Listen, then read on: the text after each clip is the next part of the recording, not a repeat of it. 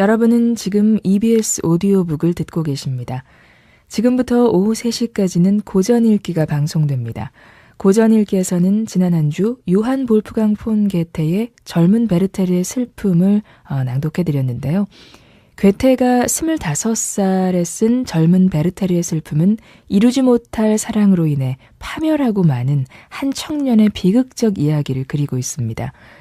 약혼자가 있는 로테를 사랑하게 된 베르테르는 시리와 번민에 사로잡히죠.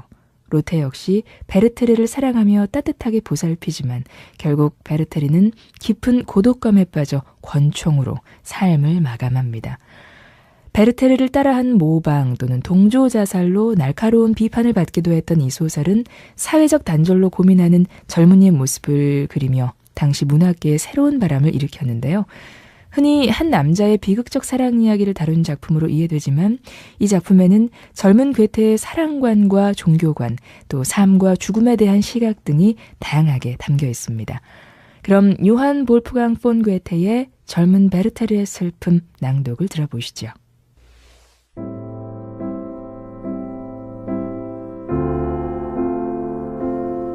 떠나고 보니 얼마나 기쁜지 모르겠네.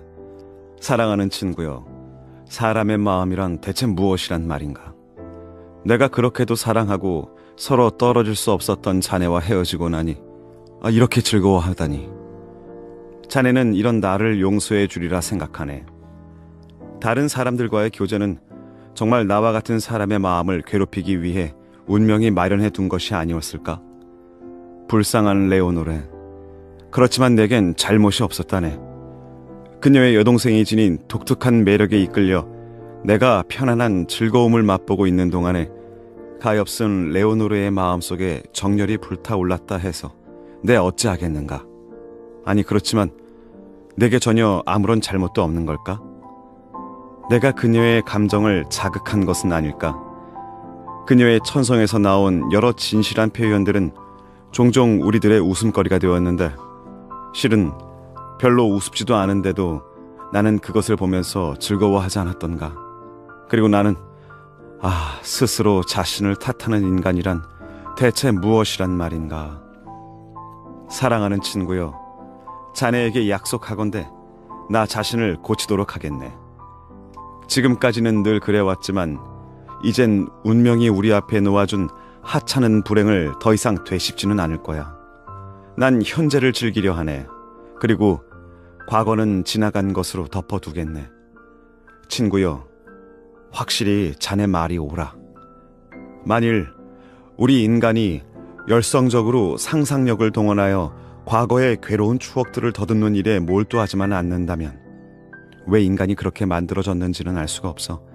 그리고 냉정한 현실을 그냥 그대로 받아들인다면 사람들은 고통에 훨씬 덜 시달릴 것이네. 수고스럽겠지만 우리 어머니께 좀 전해주게. 어머니가 말씀하신 일을 원만히 해결해서 가까운 시일 안에 그에 관한 소식을 전해드리겠다고 말이야. 우리 아주머니와도 이야기를 나눠보았는데 남들이 말하는 것처럼 고약한 분은 아니었어.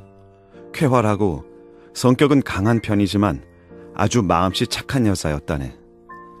아주머니가 유산의 분배를 맡고 있는 데에 대한 어머니의 불만을 설명들었더니 아주머니는 그 원인과 이유를 설명하시고 조건에 따라서는 전부 내주거나 우리가 요구했던 것보다 더 많이 내놓을 준비가 되어 있다고 말씀하셨어.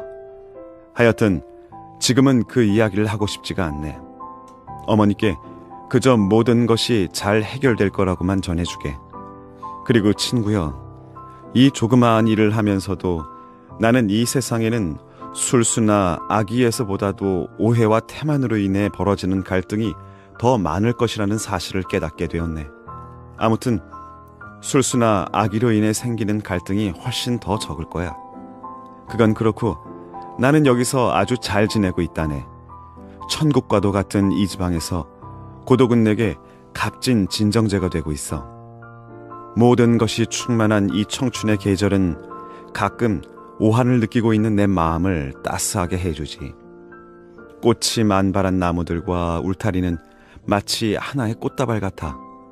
난 차라리 풍뎅이가 돼서 그 향기의 바닷속을 이리저리 떠다니며 그 속에서 온갖 자양분을 빨아먹고 싶을 정도라네. 도시 자체는 별로 마음에 들진 않지만 주위의 자연은 이루 말할 수 없을 정도로 아름답다네. 이미 세상을 떠난 백작이 아름다운 자연에 감동되어 이 언덕에 자기 정원을 만들었는데, 이 근처의 언덕들은 가지각색의 아름다운 광경을 교차시키며 아주 멋있는 골짜기를 이루고 있네.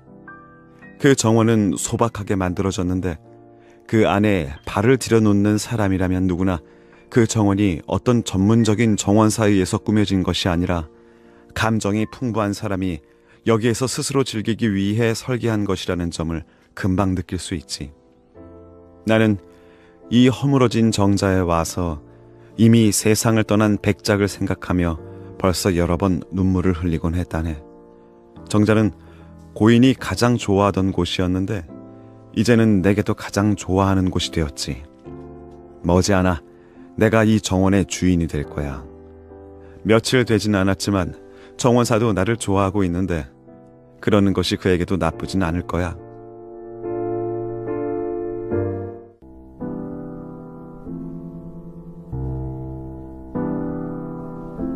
얼마 전 내가 그림에 관해서 한 이야기는 틀림없이 시를 쓰는 데에도 해당되는 말이야. 우리는 아주 탁월한 것을 알아보고 그것을 표현하기만 하면 되는데, 물론 적은 표현으로 많은 것을 이야기할 수 있지. 나는 오늘 어느 멋진 장면을 하나 목격했는데 그걸 그대로 베껴놓기만 해도 이 세상에서 가장 아름다운 전원시가 될 거야. 하지만 왜 그것이 시문이고 장면이어야 하며 전원시여야만 한단 말인가? 자연의 모습을 대할 때 우리는 왜 늘 그것을 가지고 기교를 부려야 한단 말인가? 이렇게 말문을 여는 것을 보고 무슨 고귀하고도 우아한 것이 나오겠지 하고 기대한다면 자네는 또 다시 속는 꼴이 될 거네. 아무튼 이렇게 생생하게 내 관심을 불러일으킨 사람은 그저 어느 한 젊은 농부에 지나지 않는다네. 여느 때처럼 나는 조리 있게 이야기하지 못할 것이고 자네는 언제나처럼 내가 과장하고 있다고 생각하리라 여겨지는군. 이번에도 바라임에서 있었던 일일세. 이런 진귀한 일이 일어나는 곳은 언제나 발하임이라네. 어떤 사람들이 바깥 보리수나무 아래 모여서 커피를 마시고 있었지. 모인 사람들이 별로 마음에 들지 않아서 나는 핑계를 대고는 뒤에 처져 있었네. 그런데 이웃집에서 젊은 농부 한 사람이 최근에 내가 스케치했던 쟁기를 매만지며 뭔가를 고치려 하고 있었어. 그 모습이 마음에 들어서 나는 그에게 말을 걸고 그의 형편에 대해서도 물어보았네. 우리는 서로 친해졌는데 이러한 사람들과는 언제나 그러하듯이 곧 이야기를 터놓게 되었지. 그는 어느 과부집에서 일을 해주고 있는데 대우를 아주 잘 받고 있다고 이야기하더군. 과부에 대해 여러 가지 이야기를 하고 그녀를 칭찬했는데 그가 몸과 마음을 다하여 그녀에게 헌신하고 있다는 것을 곧 알아차릴 수 있었네. 그렇게 젊은 여자는 아닌데 첫 번째 남편에게 몹시 학대를 당했으며 이젠 재혼도 하지 않으려 한다고 하더군. 헌데 그의 이야기를 통해 그녀가 얼마나 아름답고 매력적이며 첫 남편의 잘못에 대한 나쁜 기억을 씻어버리기 위해 그녀가 자기를 선택해 주기를 얼마나 애타게 갈망하고 있는지를 분명히 읽을 수 있었다네. 이 사람의 순수한 연정과 사랑과 충실성을 자네에게 전하기 위해서는 그가 한 말을 그대로 되풀이해야만 될 것 같네. 그래, 내가 위대한 시인의 재능을 지녔다면 그 남자의 몸짓이나 조화로운 목소리, 그리고 그의 눈동자에 나타난 은밀한 불길을 생생하게 표현할 수 있을 거야. 아니, 어떤 말로도 그의 온갖 모습과 표정에 깃들어 있는 다정함을 표현할 수는 없을 거야. 내가 다시 표현해낸다 해도 그것은 모두 천하고 서투를 따름이야.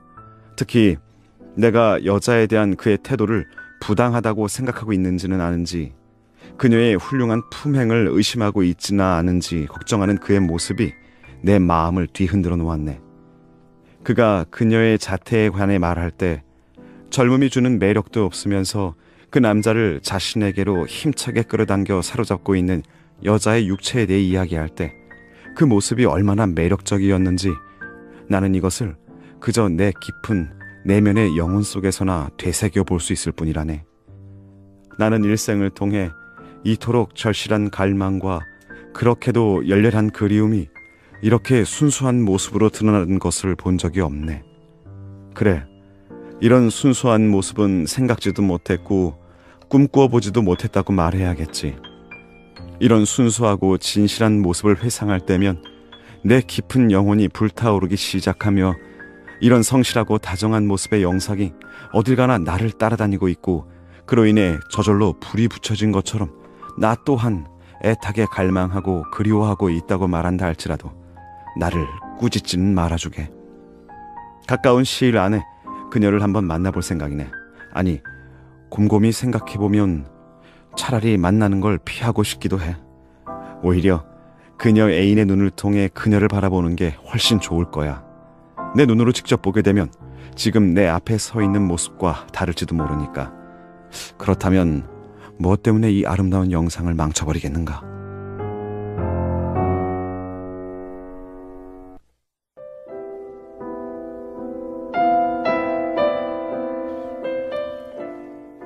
이곳의 젊은이들이 시골에서 무도회를 연다고 하기에 나도 기꺼이 참여하기로 했었지. 나는 이 고장 출신으로 선량하고 예쁘기는 하지만 그 밖에 별다른 특징이 없는 처녀에게 함께 가자고 청했다네. 그리고 내가 마차를 빌려 내 파트너와 그녀의 사촌 여동생을 태우고 무도회장으로 가다가 도중에 S 샤를로테라는 아가씨를 데리고 가기로 이야기가 되었어. 나무를 일부 베어낸 드넓은 숲을 지나 사냥용 별장으로 마차가 달리고 있을 때 내 파트너가 말하더군. 당신은 이제 아주 예쁜 여자를 사귀게 될 거예요. 하지만 조심하셔야 해요.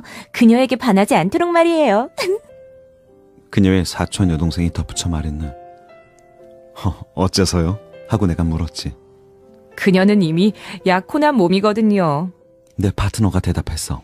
그 약혼자는 아주 성실한 분인데 아버지가 돌아가셨기 때문에 여러 가지 일을 정리도 하고 훌륭한 일자리를 구하기도 할 겸 지금은 여행을 떠나고 없지만요. 하지만 이런 이야기들은 내게 별 관심거리가 되지 못했네. 우리가 별장 대문 안으로 들어갔을 때는 서산에 해가 지기 15분 전쯤이었지. 날은 몹시 무더웠고 여자들은 지평선 주위로 습한 회색빛 구름이 몰려드는 것을 보고 비가 내리지 않을까 걱정하고 있었네. 나는 엉터리 같은 기상학 지식을 내세우며 그녀들의 걱정을 떨쳐버려 주려고 했지만 날씨로 인해 우리의 즐거움이 망쳐질지도 모른다는 예감이 들었다네.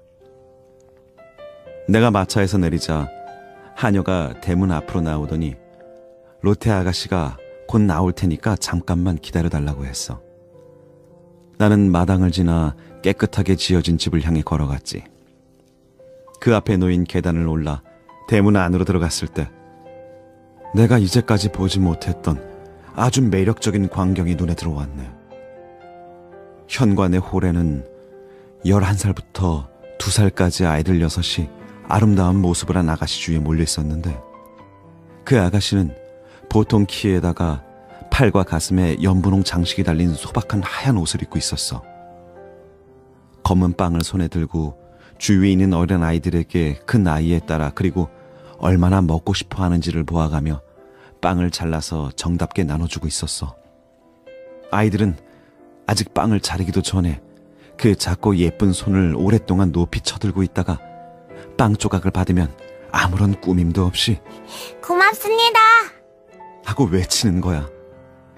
어떤 아이는 저녁빵을 받아들고 흐뭇해하며 뛰어갔고 성격이 차분한 어떤 아이는 만족해하며 낯선 손님과 로테가 타고 갈 마차를 구경하려고 정원 대문 쪽으로 조용히 걸어가기도 했어. 이렇게 여기까지 들어오시게 해서 그리고 여자분들을 기다리게 해서 정말 죄송해요. 제가 없는 동안 여러 가지 집안일을 처리하느라고 그만 아이들에게 저녁빵 나눠주는 것을 잊어버리고 말았어요. 이 아이들은 제가 빵을 잘라줘야지 다른 사람이 주면 받으려 하질 않아서요. 나는 되는 대로 인사를 했지만 내 영혼은 온통 그녀의 모습과 목소리 그리고 그녀가 보여주는 몸가짐에 사로잡혀 있었다네. 그녀가 장갑과 부채를 가지러 방으로 달려갔을 때에야 나는 겨우 놀란 마음을 진정시킬 수 있었지. 어린 아이들이 약간 떨어진 채 옆에서 나를 바라보고 있기에 나는 아주 예쁘장하게 생긴 막내 아이에게로 다가갔네.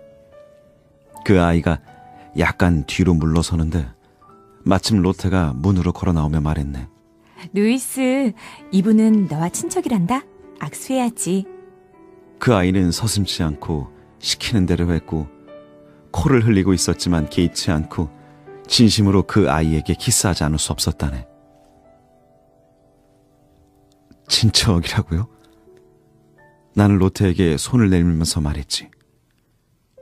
제가 당신의 친척이 될 수 있는 영광을 누려도 좋습니까? 하고 그녀는 가볍게 미소를 지으며 대답했네. 우리의 친척 관계는 아주 범위가 넓답니다. 한데 당신이 사이가 가장 나쁜 분이 되신다면 섭섭할 거예요. 걸어가면서 그녀는 자기 다음으로 나이가 많은 동생, 즉 11살쯤 되어 보이는 소피에게 아이들을 잘 돌보고 말을 타고 산책 나가신 아빠가 돌아오시면 잘 맞아드리라고 부탁하더군. 그리고 어린아이들에겐 소피 언니를 자기처럼 따라야 한다고 말했는데 몇몇 아이들은 분명히 그러겠노라고 약속했지. 그러나 6살쯤 된 자그마하고 참견하기 좋아할 것 같은 금발의 여자아이가 이렇게 말하더군. 그렇지만 소피 언니는 아니야. 우린 로테 언니가 더 좋단 말이야. 큰 사내 아이 둘은 벌써 마차에 기어 올라와 있더군. 내가 그냥 두라고 하자 로테는 애들이 장난치지 않고 단단히 붙잡고 있겠다고 약속한다면 숲이 있는 데까지만 함께 타고 가게 해주겠다고 허락해주더군.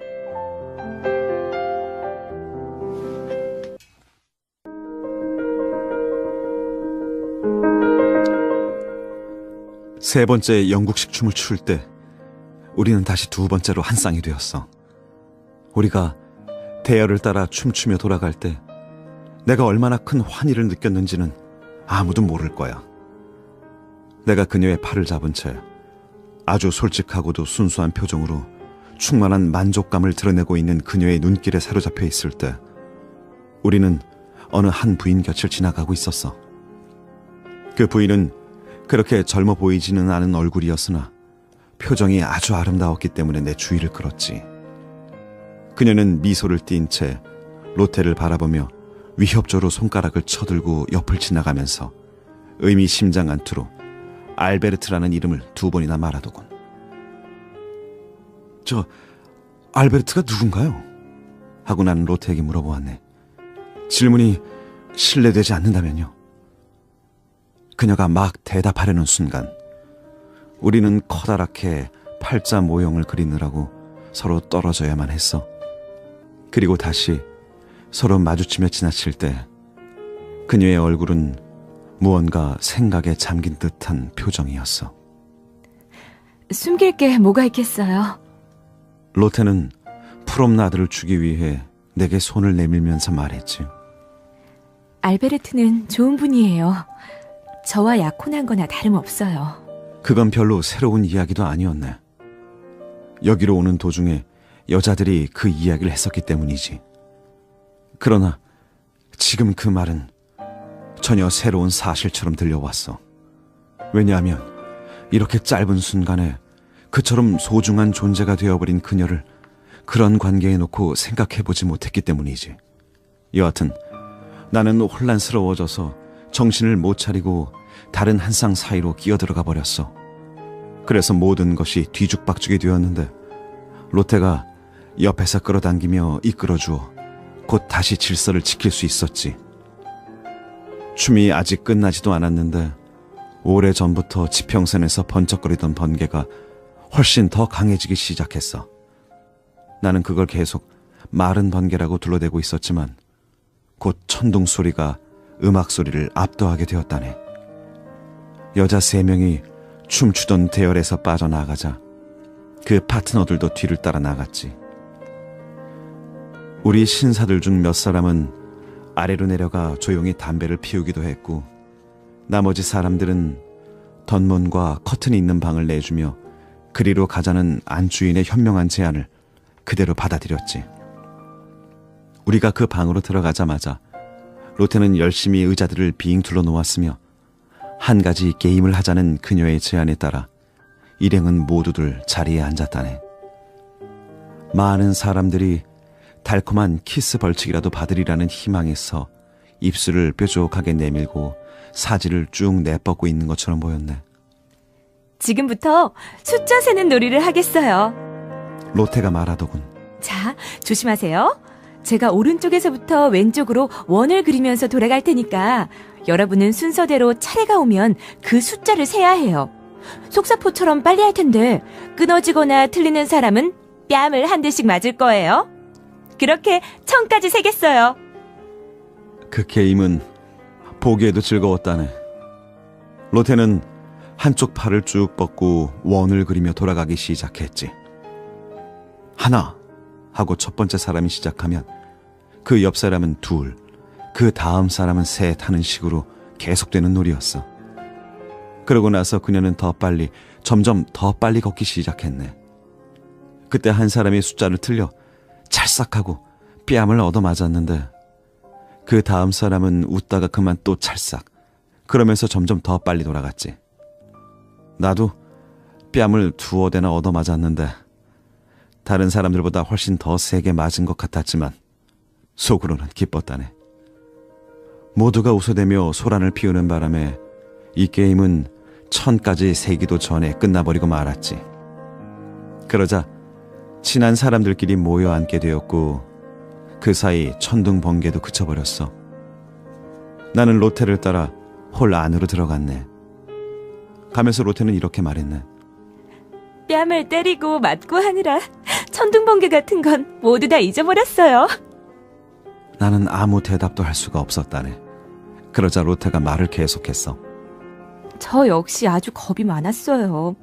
하지만 다른 사람들에게 용기를 주려고 하다 보니까 저도 용기를 얻게 되었네요. 우리는 창가로 다가갔네. 천둥 소리는 이미 멀어지고 대지에 단비가 보슬보슬 내리고 있었네. 기분을 상쾌하게 해주는 향기가 따스한 바람을 타고 우리에게로 가득 불어왔지. 그녀는 팔꿈치를 받치고 서서 시골 풍경을 뚫어지게 바라보았어. 하늘을 우러러보고는 내게로 시선을 돌렸는데 두 눈에는 눈물이 가득 괴어 있었다네. 로테는 자기 손을 내 손 위에 올려놓더니 클롭슈토크 라고 말하더군. 나는 곧 그녀의 마음속에 떠오른 저 장엄한 송가를 떠올려 보았지. 그러고는 그녀가 이 한마디의 암호로 내게 쏟아부은 감정의 경류 속에 잠겨버리고 말았네. 나는 마침내 견디지 못하고 그녀의 손 위로 몸을 굽혀 환희로 가득 찬 눈물을 흘리며 그 손에 키스를 퍼부었지. 그리고 다시 그녀의 눈을 바라보았네. 고결한 시인이여, 그녀의 눈길에 신을 우러러보는 듯한 당신에 대한 숭배가 깃들어 있음을 보실 수 있다면 얼마나 좋겠나이까. 저는 이제 다른 사람이 당신의 이름을 불러 그 신성함이 더럽혀지는 것을 더 이상 보고 싶지 않습니다.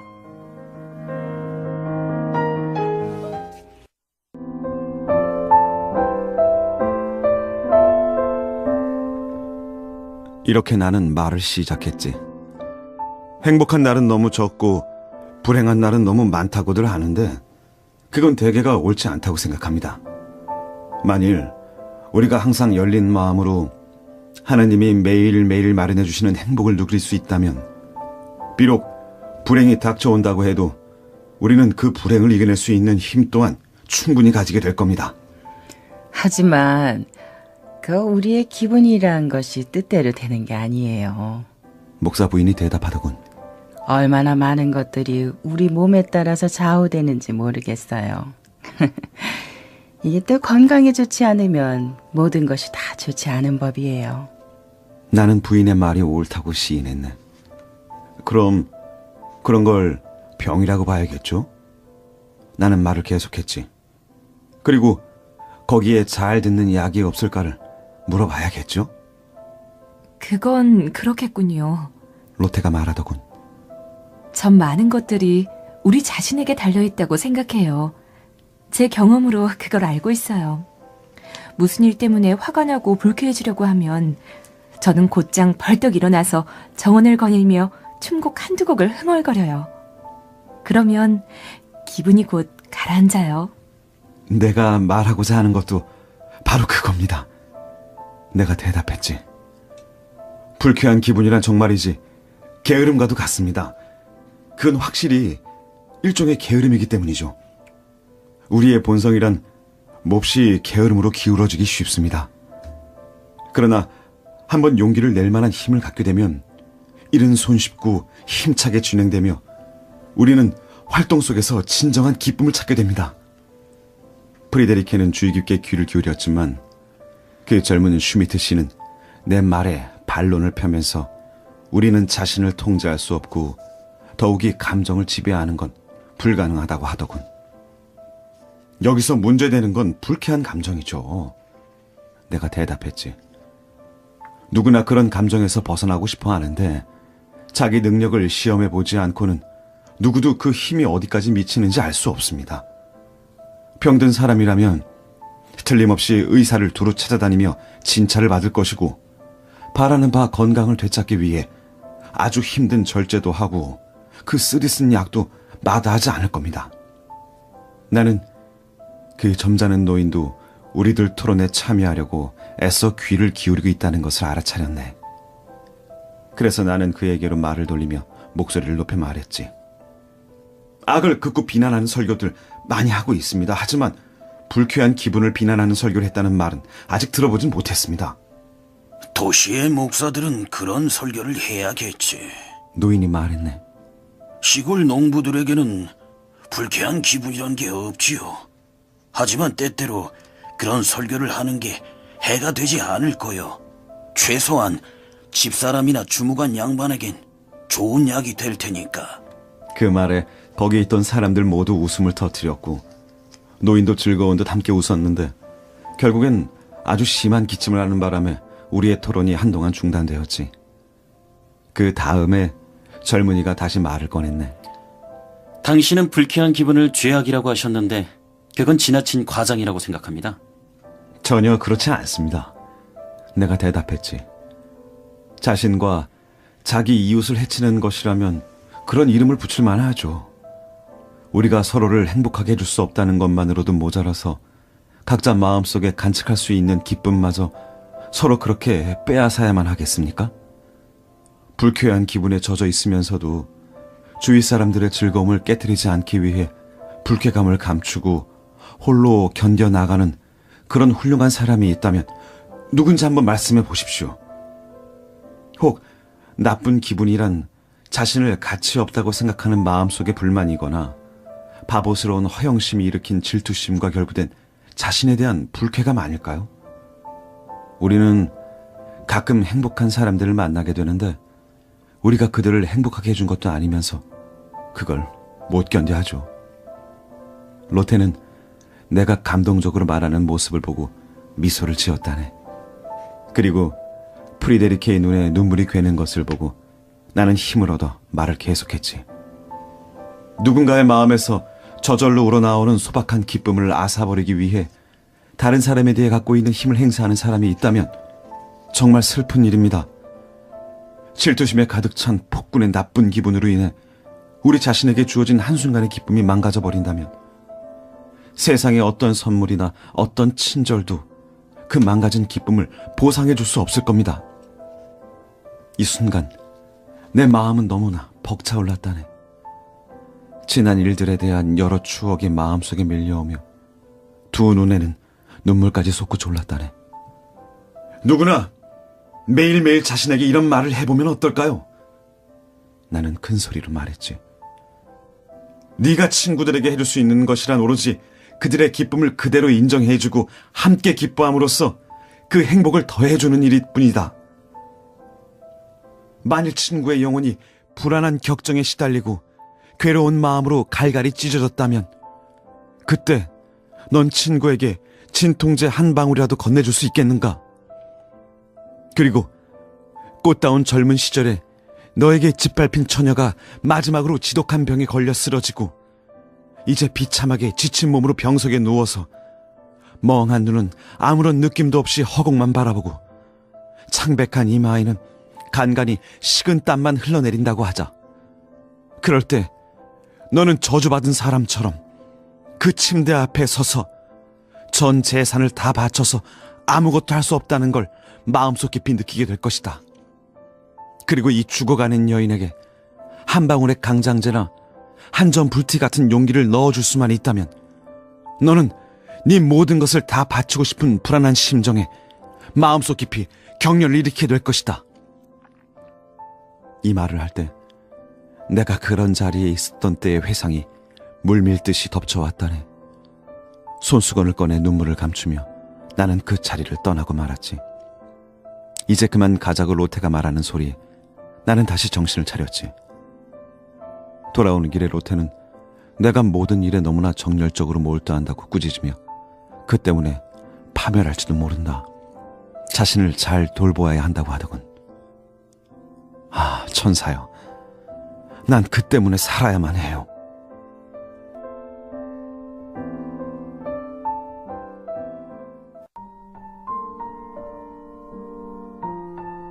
로테를 너무 자주 만나지 않겠다고 나는 벌써 여러 번 결심했다네. 그런데 누가 그것을 지킬 수 있겠는가?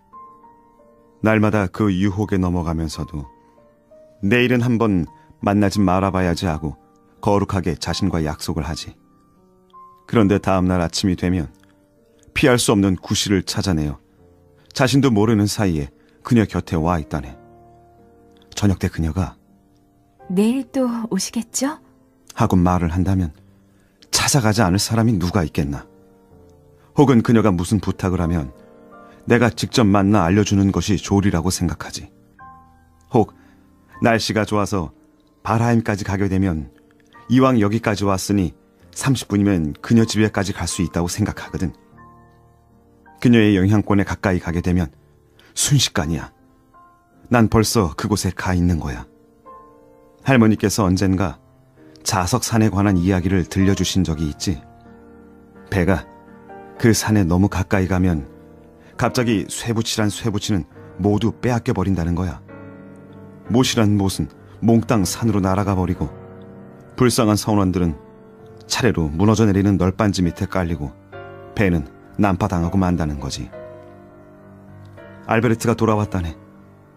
이제 난 떠나려 하네. 어느 점으로 보나 그가 나보다 훌륭하다고 인정할 수 있는 점잖고 고결한 사람이라 할지라도 그렇게 여러 면에서 완벽한 모습을 지닌 그를 바라본다는 건 참을 수가 없어. 완벽한 모습을 지녔어. 됐네. 하지만 피렐름, 로테의 약혼자가 온 거야. 누구나 호감을 갖지 않을 수 없는 성실하고 착한 사람이지. 다행스럽게도 그가 왔을 때 난 그 자리에 없었네. 그 광경을 보았다면 가슴이 찢어졌을 거야.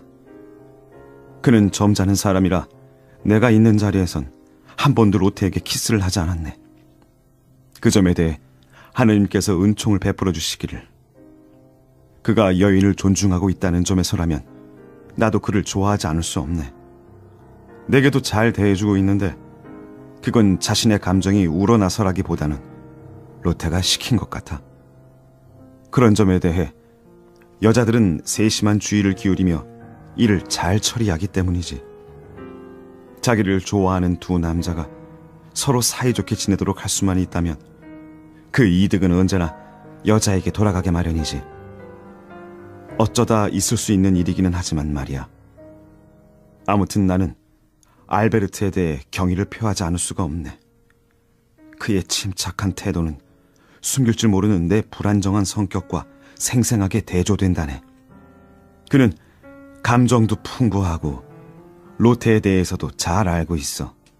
그리고 우울한 기분을 느끼는 적도 거의 없는 것 같아. 자네도 알다시피 우울한 기분이란 죄악이며 인간의 그런 죄악을 나는 다른 무엇보다 싫어하고 있다네. 알베르트는 나를 분별 있는 사람으로 여기고 있어. 내가 로테에게 애착을 보이는 것이나 그녀의 모든 행동에서 따뜻한 기쁨을 느끼는 걸 보면서 그의 승리감은 고조되며 그럴수록 그는 로테를 더욱 사랑하지.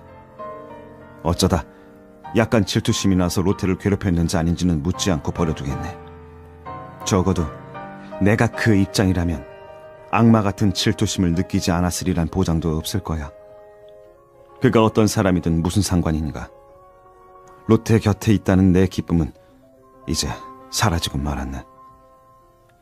이걸 어리석다고 할까 아니면 눈이 멀었다고 해야 할까? 뭐라고 한들 무슨 소용이 있겠나. 사실 자체가 분명히 말해주고 있는데. 지금 알고 있는 사실을 난 알베르트가 오기 전부터 다 알고 있었어. 그녀에게 어떤 요구도 할 수 없다는 걸 알고 있었으며 또 아무런 요구도 하지 않았네. 이를테면 그렇게 사랑스러운 여인에게 아무런 요구도 하지 않을 수 있는 한도 내에서 말이야. 그런데 이제 다른 남자가 와서 그 여인을 빼앗아가 버리니 이 우둔한 인간은 놀라서 눈이 휘둥그레졌다네. 나는 이를 악물고 내 불행을 비웃고 있지. 그러나 어찌할 도리가 없으니 단념해야만 한다고 말하는 자들이 있다면 두고 세고 비웃어줄 생각이야. 그런 허수아비들 쫓아버려야지. 내가 이리저리 숲속을 돌아다니다가 로테를 찾아가면 알베르트가 그녀와 나란히 정원 정자에 앉아있곤 하지. 그러면 나는 어찌할 바를 몰라 방자할 정도로 바보스러운 짓을 하고 익사를 떨며 되지도 않는 짓들을 해대곤 한다네. 제발 부탁해요. 오늘 로테가 말하더군. 제발 어젯밤에 한 것 같은 짓은 하지 말아주세요. 그렇게 익사를 부리면 당신이 무서워져요. 우리끼리 이야기지만 나는 알베르트가 바쁜 시간을 엿보고 있네. 그때 잽싸게 달려가야지. 로테가 혼자 있는 것을 보면 언제나 마음이 행복해진다네.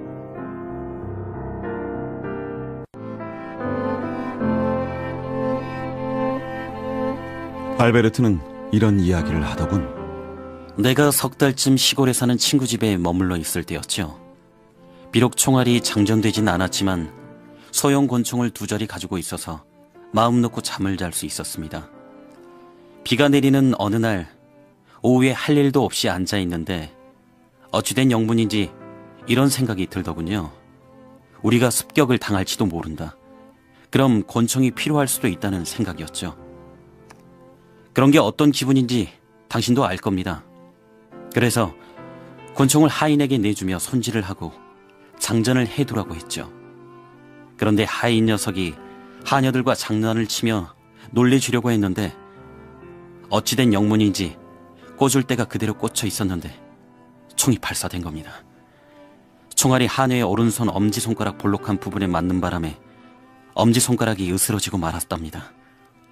그때 한바탕 야단이 났고 나는 치료비까지 물어주었지요. 그 뒤로는 총이란 총은 모두 장전을 해놓지 않는답니다. 친구, 조심한다는 게 뭐겠어. 위험이란 결코 예측할 수 없는 것이죠. 다만 자네는 내가 그 사람을 좋아한다는 걸 짐작하겠지만 그가 말하는 다만이라는 단서만은 제외하고 말이네. 물론 일반적인 법칙에도 언제나 예외는 있게 마련이지. 하지만 그는 정말 주도 면밀한 사람이야. 자기가 한 말이 너무 경솔하거나 평범하거나 의심스럽다고 생각하면 그는 지체 없이 그 말을 바꾸고 취소하거나 덧붙여서 결국 아무것도 남는 것이 없게 만들어버린다네. 이번 경우에도 몹시 파고들어 장황하게 설명하더군.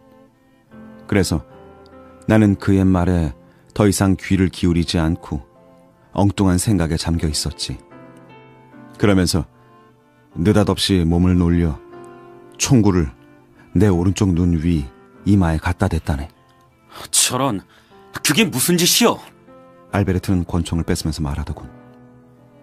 총알도 없는데요 뭐. 그래도 그렇지. 대체 그게 무슨 짓입니까? 그가 초조하게 대답했네. 어떻게 인간이 자살하겠다는 생각을 할 정도로 어리석을 수 있는지 난 상상할 수가 없어요.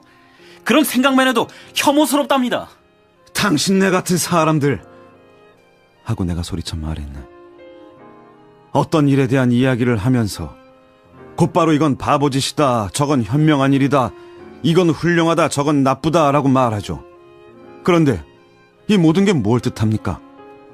그럼 당신네들은 어떤 행위의 내면적 관계를 모두 파헤쳐 보셨습니까?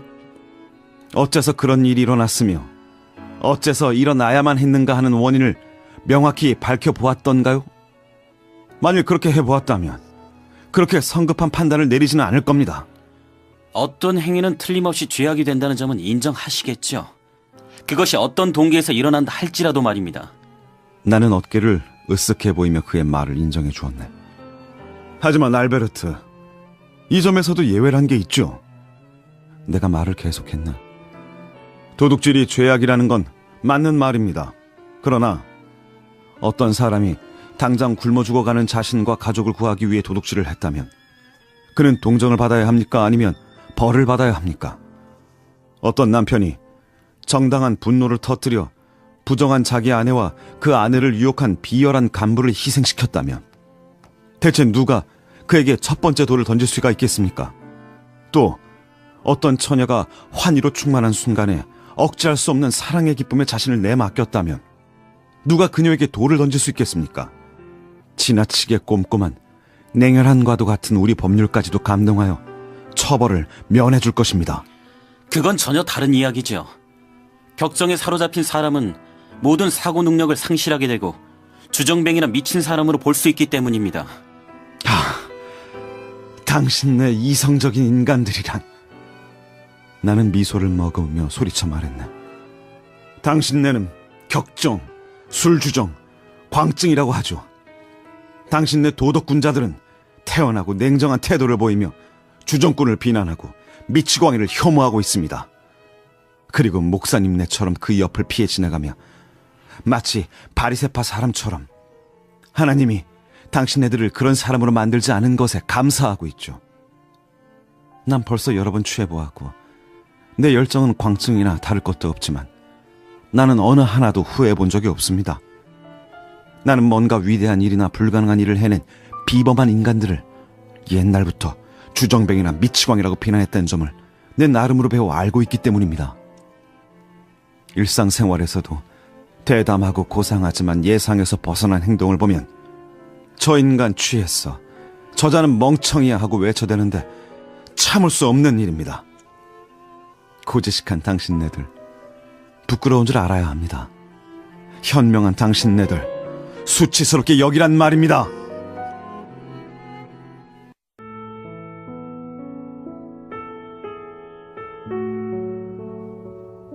내가 30분 정도 이별과 다시 만남에 대한 애절하고도 달콤한 생각에 잠겨 있을 때 그들이 테라스 위로 올라오는 소리가 들렸네.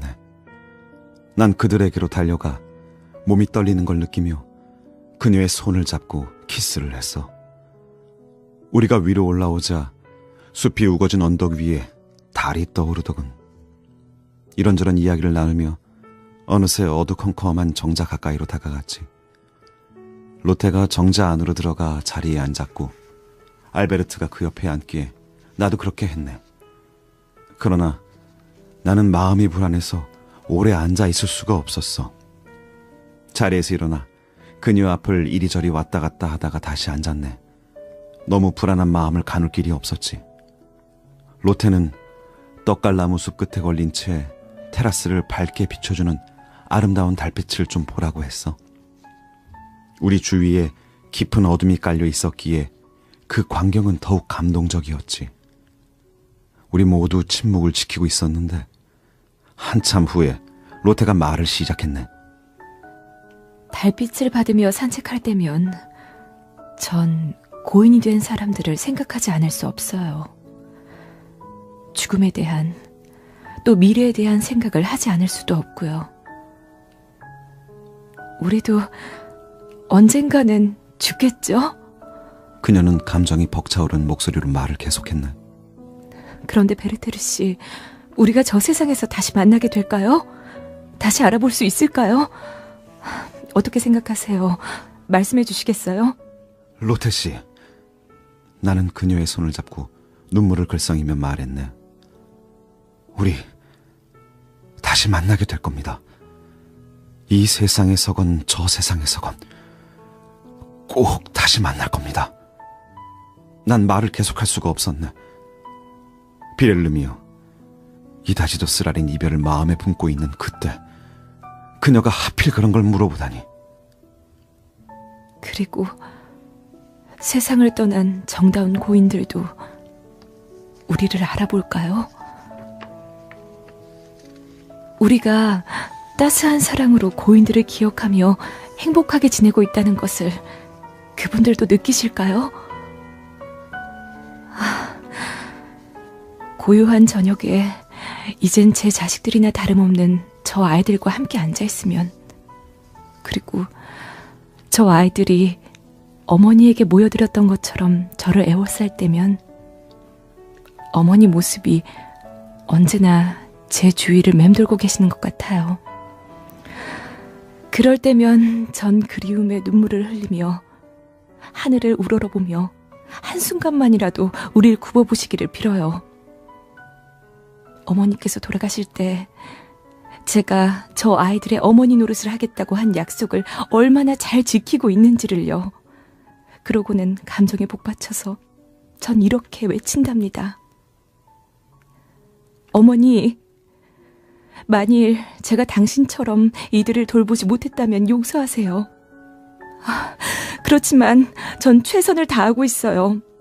아이들을 입히고 먹이고 무엇보다도 정성껏 보살피며 사랑하고 있어요.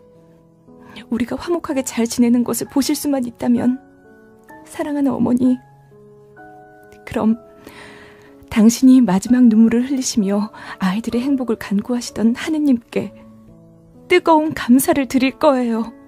라고요. 알베르트, 그때 당신은 함께 방에 있었죠. 어머니께선 누가 왔다 갔다 하는 소리를 듣고 누구냐고 물으시더니 당신을 가까이 오라고 하셨죠. 그러고는 우리가 함께 행복하게 잘 살 것이라는 위안에 찬 고요한 눈길로 당신과 날 번갈아 바라보셨죠. 알베르트는 그녀의 목을 끌어안고 그녀에게 키스를 퍼부으며 외쳤어. 그렇고 말고 우린 행복할 거야. 그 침착하던 알베르트도 완전히 자제심을 잃고 말았지. 그리고 나 자신은 어찌할 바를 모르고 있었다네. 베르테르 씨, 그녀가 다시 말을 시작했네. 그런 어머니께서 돌아가시다니요. 하느님 맙소사, 일생 중 가장 사랑하는 사람이 떠나는 것을 아이들만큼 예민하게 느끼는 사람은 없다는 생각이 들어요.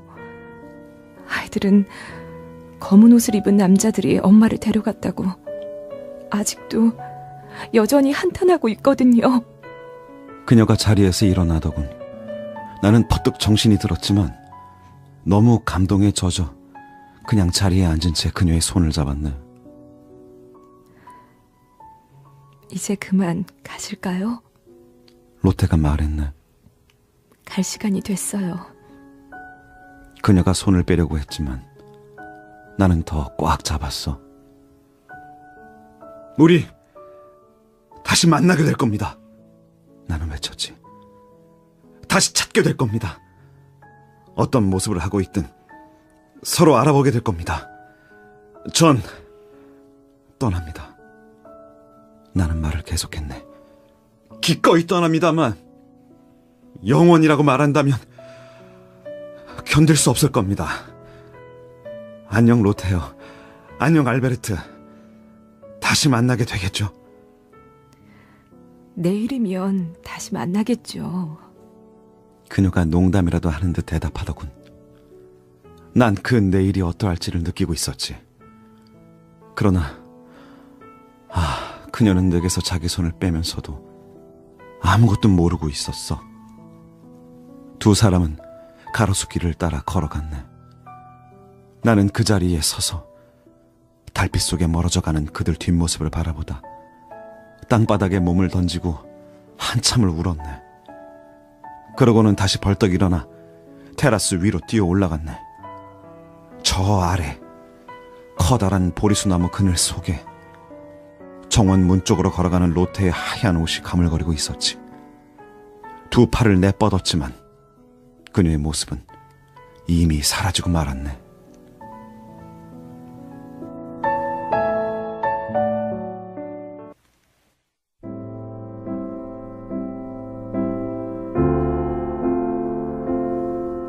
사랑하는 로테, 난 당신에게 편지를 쓰지 않을 수가 없습니다.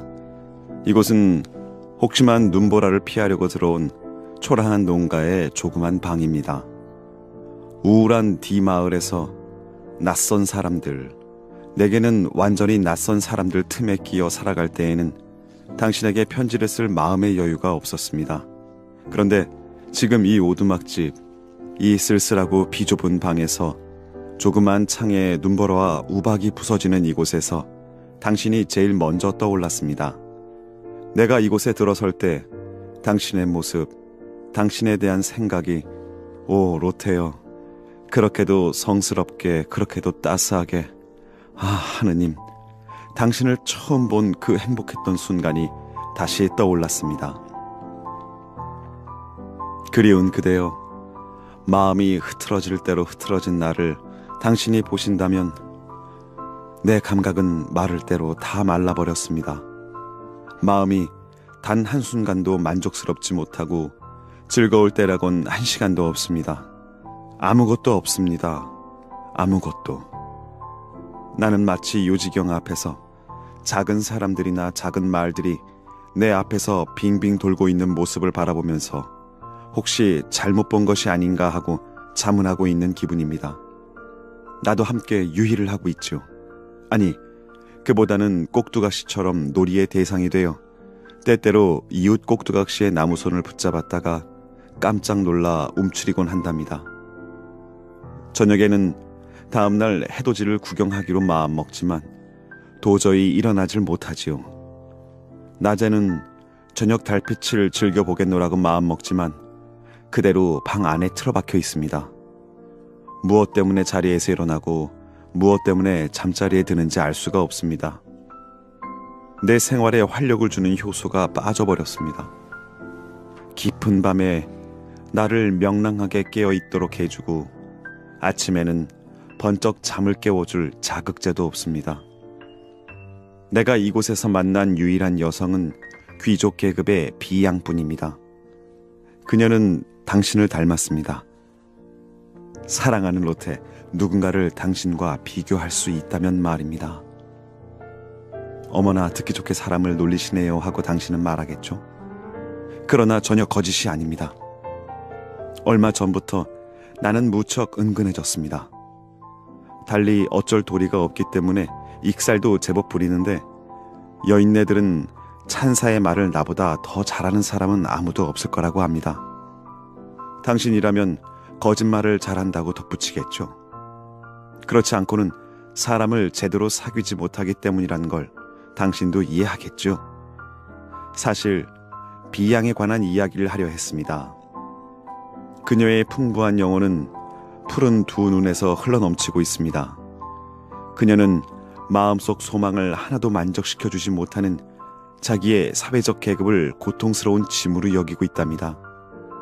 그녀는 혼잡스러운 생활에서 벗어나기를 간절히 바라고 있으며 우리는 여러 시간 동안 시골 풍경 속에 앉아 순수한 행복에 대해 꿈꾸며 환상에 빠져 있습니다. 그리고 당신에 관한 상상도 한답니다.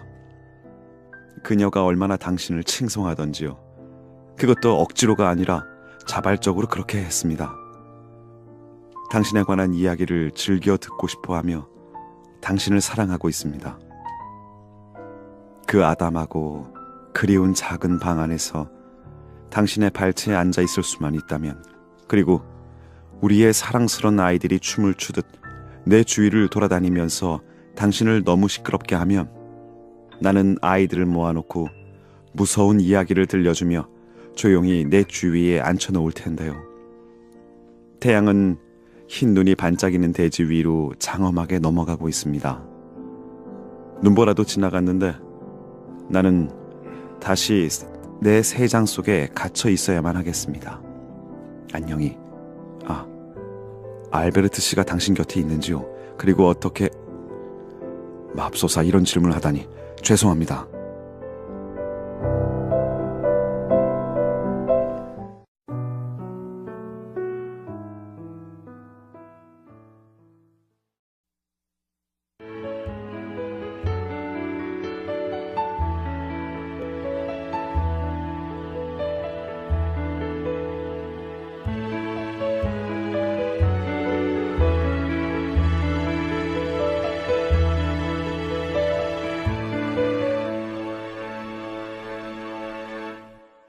EBS 오디오북 고전 읽기 함께하고 계십니다. 계속해서 요한 볼프강 폰 괴테의 젊은 베르타리의 슬픔 낭독이 이어집니다.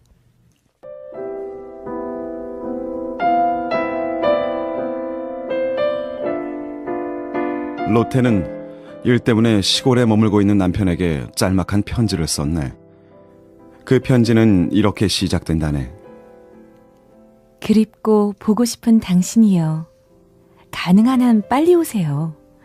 전 한없이 기쁜 마음으로 당신을 기다리고 있어요. 그런데 때마침 그곳에서 온 친구가 그녀의 남편은 어떤 사정 때문에 그렇게 빨리 돌아오지 못할 것이라는 소식을 전해주었네. 그래서 그 편지는 보내지 못하게 되었고 저녁에 내 손에 들어오게 되었지.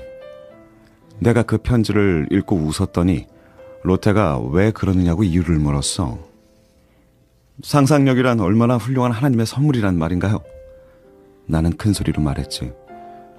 순간적이나마 난 이 편지를 나한테 보내는 것이라고 상상했으니까요.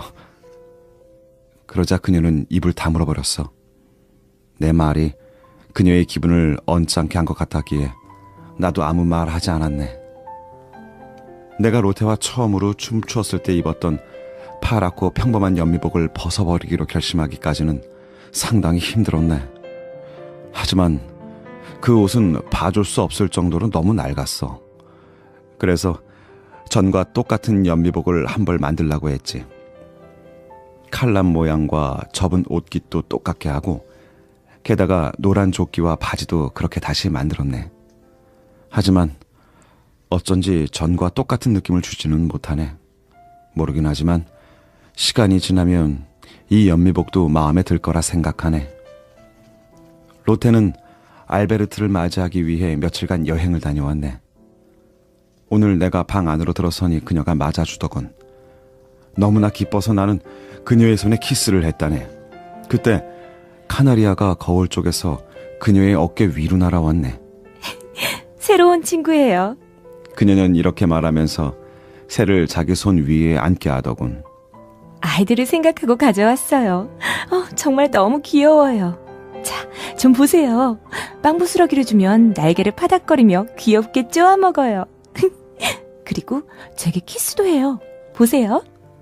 그녀가 새에게 입을 가까이 하자 그 달콤한 입술에 사랑스럽게 키스를 하더군. 카나리아는 마치 자신이 행복을 느끼기라도 하는 듯 했다네. 당신에게도 키스를 하게 해드려야죠. 하고 말하며 그녀는 새를 내게로 넘겨주더군. 그 귀여운 주둥이는 그녀의 입이 내 입으로 통하는 길을 마련해 주었네. 그리고 그 쪼아대는 듯한 촉감은 사랑으로 충만한 즐거움의 입김이나 하나의 예감과도 같았다네. 새 키스에는 무엇인가 바라는 게 깃들어 있는 것 같군요. 하고 내가 말했네. 먹을 것을 찾다가는 실속 없는 애무만 받고 실망하여 돌아가는 것 같습니다. 이 새는 제 입에서 받아먹기도 한답니다. 그녀가 말했지. 그녀는 입술에 빵 부스러기를 물고 새에게 먹여주었는데 그 입술에서는 천진스럽게 따스한 사랑의 기쁨이 가득한 미소가 흘러나왔네. 나 얼굴을 돌려버렸네. 그런 모습을 보이지 않았으면 좋겠어. 이처럼 천상의 순결성과 행복한 모습으로 나의 상상력을 자극하지 말았으면, 그리고 때때로 냉담한 이 인생을 잊어버리고 잠들어 있는 내 마음을 깨우지 말았으면 좋겠네. 한데 무엇 때문에 안 된단 말인가? 그녀는 그렇듯 나를 믿고 있다네. 내가 얼마나 그녀를 사랑하는지도 알고 있다네.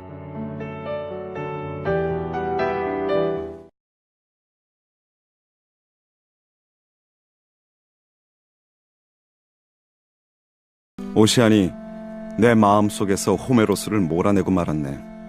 그 훌륭한 시인이 나를 얼마나 황홀한 세계로 이끌어가고 있는지 모른다네. 거친 광야를 방랑하노라면 뭉게뭉게 피어오르는 안개 속에서 폭풍이 희미한 달빛을 받으며 선조들의 정령을 이끌어가면서 윙윙거린다네.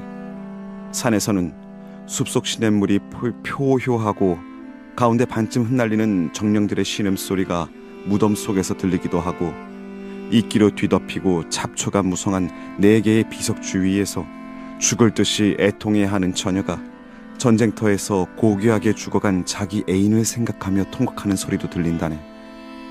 방황하는 백발의 음유 시인이 드넓은 광야에서 선조들의 발자취를 찾아 헤매다가 그들의 묘석을 발견하고는 슬픔에 젖어 물결치는 바다 저편으로 사라지는 아름다운 저녁별을 바라보기도 하지. 그러면 그 영웅의 마음속에서는 정다운 달빛이 아직도 용사들의 위험을 밝혀주고, 승리를 거두고 화환에 둘러싸여 돌아오는 배를 비춰주던 과거의 추억이 생생하게 되살아난다네. 그리고 그의 이마에 드리운 깊은 고통을 읽으며 최후의 용사가 지칠 대로 지쳐 비틀거리며 무덤 쪽으로 걸어가는 모습이 보이기도 하네. 용사는 영혼이 떠난 사람들의 덧없는 그림자와 만나 계속 고통스럽게 타오르는 기쁨을 맛보고, 차가운 대지나 바람에 나부끼는 무성한 풀을 내려다보면서 이렇게 절규한다네. 방랑자는 돌아올 것이다. 화려했던 시절의 나를 아는 방랑자는 돌아와 물을 것이다. 핑갈의 훌륭한 아들, 그 가수는 어디에 있는가라고. 방랑자의 발길은 내 무덤 위를 밟고 지나갈 것이며 이 세상에서 헛되이 나를 찾아 헤맬 것이다. 친구여, 나는 이 고귀한 용사처럼 칼을 뽑아들고 나의 영웅을 서서히 죽어가는 쓰라린 고통으로부터 단칼에 벗어나게 해주고, 그 해방된 반신에게 내 영혼을 딸려보내고 싶다네. 하나님만은 아시겠지. 나는 종종 다시 깨어나지 않기를 소원하면서 잠자리에 들고, 또 때로는 그렇게 될 것이라는 희망을 갖는다네. 그러다 다음날 아침에 눈을 뜨고 다시 태양을 보게 되면 기분이 비참해진다네. 내가 변덕스러울 수만 있다면 이런 책임을 날씨나 제3자 또는 실패한 일 탓으로 돌릴 수 있을 텐데, 그럼 이 견딜 수 없는 불만의 짐이 반이라도 줄어들 텐데. 내 자신이 불쌍해. 모든 잘못이 전적으로 내게 있다는 것을 너무나 절실히 느끼고 있네. 아니, 잘못이 아니야. 맞아. 지난날의 모든 행복의 원천이 내 마음에 있었듯이 지금의 모든 불행의 원천도 내 마음속에 있는 거야. 예전에는 넘쳐 흐르는 감정에 들떠서 걸음을 옮길 때마다 낙원이 뒤따르고 온 세상을 사랑으로 감싸려는 마음을 지녔건만, 바로 그 사람이 지금의 내가 아닌가. 그러던 마음은 이제 죽어버렸고 더 이상 아무런 환희도 느낄 수 없게 되었다네. 두 눈은 말라버렸네. 눈물은 후련함을 가져다 주었건만 지금의 내 감각은 그로부터 아무런 생기도 얻지 못한 채 초조하게 내 이맛살을 찌푸리게 할 뿐이라네. 나는 너무 괴로워. 내 인생의 유일한 기쁨이었던 것을 잃었기 때문이지. 즉, 내 주위의 세계를 창조하던 거룩하고도 생생한 힘, 그 힘이 사라져버린 거야. 창가에 서서 저 멀리 언덕을 바라볼 때면 아침 태양은 안개를 뚫고 언덕 너머 고요한 초원을 비추고, 강물은 잎이 진 버드나무들 사이로 유유히 나를 향해 굽이쳐 온다네. 이렇게 장엄한 자연도 내 눈앞에는 마치 니스칠을 한 그림처럼 굳은 채 서 있고, 이 모든 환희도 내 마음속에서 단 한 방울의 행복을 머릿속으로 길어 올리지 못하고 있다네. 그리고 이 못난 자식은 하나님 앞에 말라버린 샘물처럼 다 깨져버린 물통처럼 서 있다네. 나는 종종 땅바닥에 몸을 던지고는 하나님에게 눈물을 흘리게 해달라고 빌기도 하지. 마치 하늘이 황동색으로 불타고 대지가 목말라 할 때 비를 애원하는 농부처럼 말이야. 그러나 내가 느끼는 건 우리의 이 간절한 애원에도 불구하고 하나님은 비도 햇빛도 내려주지 않는다는 것이지. 생각하면 괴로웠던 그 시절, 왜 그때가 그다지도 행복했던가. 그땐 내가 인내를 가지고 성령을 기다리고 하나님이 내려주신 기쁨을 진정 감사하는 마음으로 온전히 받아들였기 때문일까. 그녀가 내 무절제한 행동을 꾸짖었다네. 그렇게도 다정한 태도로 말이야. 내 무절제한 행동이란 때때로 포도주 한 잔으로 시작해서 한 병을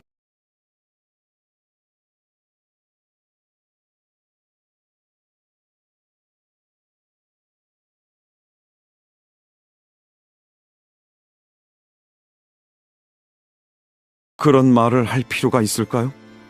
생각하고 있죠. 아니, 생각하는 게 아닙니다. 당신은 언제나 제 영혼 속에 깃들어 있으니까요. 오늘도 당신이 최근에 마차에서 내린 그 장소에 앉아 있었답니다.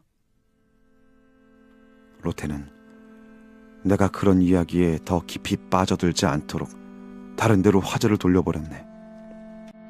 친구여, 나는 죽은 거나 마찬가지야.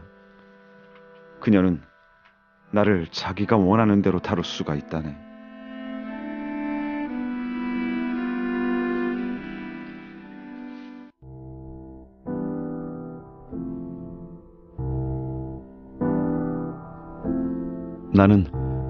도저히 나는 제정신으로 돌아올 수가 없다네. 어디를 가든 내 정신을 산란케 하는 사건을 겪게 되지. 오늘도 운명이여, 인간이여. 나는 정옥계 물가로 나가보았다네. 식사를 하고 싶은 생각이 없었어. 모든 것이 황폐해 보였고 차고 습한 바람이 산 쪽에서 불어왔으며 비를 실은 회색 구름이 계곡으로 몰려들고 있었네. 멀리서 남루한 초록색 외투를 입은 사람이 보였는데 그는 암벽들 사이를 기어다니며 약초를 찾고 있는 것 같았네. 내가 가까이 다가가자 그 소리를 듣고 그가 뒤를 돌아보았는데 그의 인상이 매우 흥미로웠다네. 그 표정에는 전체적으로 조용한 비애가 깃들어 있었지만 그 밖에는 바르고 착한 심성을 지닌 사람으로 보였네. 검은 머리는 핀을 꽂아 두 갈래로 말아붙이고 나머지는 굵직하게 따아서 등 뒤로 늘어뜨려 놓았더군. 옷차림으로 보아 신분이 낮은 사람 같기에 나는 그가 하는 일에 관심을 가져도 나쁘게 여기지 않으리라 생각하고 무엇을 찾느냐고 물어보았네. 꽃을 찾고 있어요. 그런데 하나도 없어요. 그가 깊은 한숨을 쉬며 대답하더군. 지금은 꽃 피는 계절이 아니죠. 하고 내가 웃으면서 말했지. 꽃은 얼마든지 있습니다. 그는 내가 있는 곳으로 내려오며 대답했네. 우리 집 정원에는 장미와 인동덩굴이 있어요. 하나는 아버지가 주신 건데 둘 다 잡초처럼 자라는걸요. 벌써 이틀 동안이나 그것들을 찾아다녔는데 하나도 보이지가 않아요. 여기 야외에도 언제나 노란 꽃, 파란 꽃, 빨간 꽃이 피어 있었어요. 용담초도 아주 예쁜 꽃이고요. 그런데 하나도 찾을 수가 없어요. 나는 무엇인가 이상스러운 느낌이 들어서 말을 돌려 물어보았네. 꽃을 가지고 대체 뭘 할 건가요? 그의 얼굴은 이상하게 실룩거리는 미소로 일그러졌네. 아무한테도 말하지 않는다면 하고 그는 손가락을 입에 갖다 대며 말하더군. 애인한테 꽃다발을 만들어주기로 약속했거든요. 그거 참 멋지군요. 하고 내가 말했지. 그녀에겐 다른 물건들도 많답니다. 부자니까요. 하고 그가 말했네. 그렇지만 당신이 주는 꽃다발 좋아할 겁니다. 내가 대답했네. 그녀는 보석이나 왕관 같은 것도 갖고 있어요. 그런데 그녀 이름이 뭔가요? 네덜란드가 내게 돈을 지불했더라면 난 딴 사람이 되었겠지요? 하고 그가 대답했네. 그렇죠.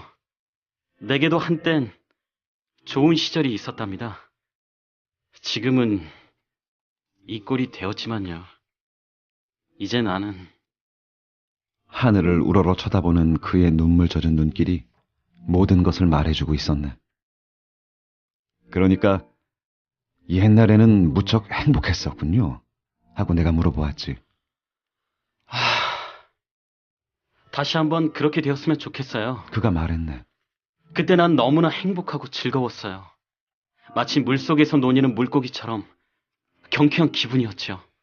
하인리히, 그때 한 노파가 그 길을 따라오며 소리쳐 불렀네. 하인리히. 아휴, 대체 어디가 있는 거니? 사방으로 널 찾으러 다녔단다. 자자, 밥 먹으러 가자. 당신 아드님이신가요? 나는 노파에게로 다가서며 물어보았네. 그래요. 불쌍한 제 자식이에요. 노파가 대답하더군. 하느님께서 제게 무거운 십자가를 지어주셨어요. 아드님이 언제부터 저렇게 되었어요? 하고 내가 물었지. 지난 반년 동안은 그래도 얌전하게 지낸 셈이지요. 노파가 대답했네. 그만한 것도 감사한 일이에요. 전에는 1년 내내 미쳐 날뛰는 바람에 정신병원에 들어가서 쇠사슬을 묶여 있었답니다. 지금은 아무에게도 해를 끼치지 않고 그저 왕이나 황제 같은 사람들에게 늘 정신이 팔려 있어요. 아주 착하고 조용한 아이라서 집안 살림을 도와주기도 하고 글씨도 아주 예쁘게 썼답니다. 그런데 갑자기 우울해하더니만 그만 심한 열병을 앓고 나서 정신이 이상해지면서 이렇게 보시다시피 지금 이 꼴이 됐어요. 아휴, 굳이 얘기를 하자면 나는 물 흐르듯 쏟아지는 그녀의 말을 가로막으며 이렇게 질문했네. 그럼 아드님이 행복하고 즐거웠다고 자랑하는 그 시절은 언제였습니까? 바보 같은 녀석. 하고 그 노파는 동정어린 미소를 지으며 말했네. 그건 제정신이 나갔던 시절 이야기인데요. 늘 그걸 자랑 삼아 떠들어대는 거예요. 그러니까 그건 그 애가 아무것도 모른 채 정신병원에 들어가 있을 때지요. 그 이야기는 내게 벼락소리처럼 들렸다네. 나는 노파의 손에 약간의 돈을 쥐어주고 급히 그 자리를 떠나왔네.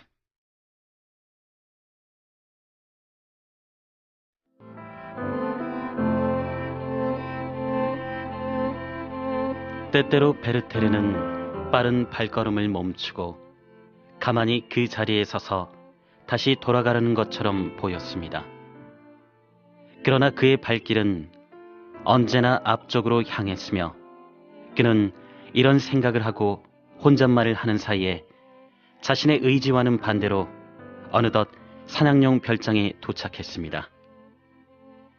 그는 문을 열고 들어가서 로테 아버지와 로테 안부를 물었는데 어쩐지 집안이 어수선하다고 생각했습니다. 맏아들인 아이가 와서 저쪽 발하임에서 사고가 났는데 어떤 농부가 맞아 죽었다는 이야기를 했습니다. 그 소식은 베르테르에게 더 이상 아무런 느낌을 주지는 않았습니다. 방 안으로 들어서면서 그는 로테가 열심히 늙은 아버지를 설득하고 있는 것을 보았습니다. 그 노인은 몸이 불편한데도 불구하고 사건 현장에 나가 그 범행을 조사하려고 했던 것입니다. 범인은 아직 밝혀지지 않았습니다. 그 맞아 죽은 남자는 아침에 대문 앞에서 발견되었다고 합니다. 그런데 그 피살자는 어느 과부의 머슴이었는데 사람들은 그 과부가 이전의 머슴이 불만을 품고 그 집에서 나간 다음 이 머슴을 고용했다고 추측하고 있었습니다. 이런 이야기를 듣자마자 베르테르는 갑자기 자리에서 벌떡 일어났습니다. 그럴 리가 없습니다. 하고 그는 소리쳤습니다. 그리로 가봐야겠어요. 잠시도 지체할 수가 없군요. 그는 급히 발하임으로 떠났으며 그의 머릿속에는 여러 가지 기억이 생생하게 떠올랐습니다. 베르테르는 자기와 여러 번 이야기를 나누었고 자신이 그렇게도 소중한 사람으로 여겼던 그 남자가 이 범행을 저질렀다는 사실을 잠시도 의심치 않았습니다. 시체가 놓여있다는 주막으로 가려면 보리수 나무 밑을 지나가야만 했는데 베르테르는 예전에 그렇게도 좋아했던 장소였지만 왠지 무서운 기분이 들었습니다. 이웃집 아이들이 자주 나와 놀던 문지방은 피로 물들었습니다. 인간의 가장 아름다운 감정인 사랑과 충성심이 폭력과 살인으로 변했던 것입니다. 커다란 보리수 나무에는 잎이 하나도 없이 서리가 덮여 있었고 나지막한 교회의 담벼락 위에 아치를 이루고 있는 아름다운 울타리도 잎이 다 떨어졌으며 그 틈새로 눈 덮인 묘석들만이 보였습니다. 주막 앞에는 온 마을 사람들이 모여 있었는데 그가 가까이 다가갔을 때 갑자기 큰 고함 소리가 났습니다. 멀리 무장한 남자들의 무리가 보였고 모두들 범인을 잡아오는 것이라고 떠들어댔습니다. 베르테르가 그쪽을 바라보니 더 이상 의심할 여지가 없었습니다. 그렇습니다. 범인은 그 과부를 그토록 열렬히 사랑했었고 얼마 전에 그가 만났던 남모를 시름에 잠긴 채 절망에 빠져 이리저리 방황하던 바로 그 머슴이었습니다. 이 불행한 사람아, 대체 무슨 짓을 했단 말이야? 하고 베르테르는 범인에게 달려들며 소리쳤습니다. 범인은 그를 조용히 바라보며 묵묵히 있더니 마침내 아주 침착하게 대답했습니다. 아무도 여자를 가질 수 없어요. 그녀 역시 누구도 가질 수 없을 겁니다. 범인은 주막 안으로 끌려 들어갔고 베르테르는 급히 그곳을 떠났습니다. 이 무시무시하고 극심한 충격으로 그의 마음속에 깃들어 있던 것이 모두 송두리째 뒤흔들려 버렸습니다. 잠시나마 자신의 비애나 불만, 자포자기의 무관심에서 빠져나오면서 견딜 수 없이 그 남자를 동정하는 마음에 사로잡히게 되고 그 사람을 구해보겠다는 간절한 생각에 사로잡히게 된 것입니다. 그 남자를 너무도 불쌍히 여기며 범인이라고 하더라도 그에겐 아무런 죄가 없다고 생각했습니다. 베르테르는 마음 깊이 그의 입장에 서게 되었고 그의 무죄를 다른 사람들에게 설득시킬 수 있으리라고 확신했습니다. 그는 그 남자를 변호할 수 있기를 바랐고 벌써 그를 위한 열렬한 변론이 입 밖으로 터져 나왔습니다. 사냥용 별장으로 급히 달려가면서도 그는 주무관에게 말하려는 이야기를 모두 나직한 소리로 중얼거리지 않을 수 없었습니다.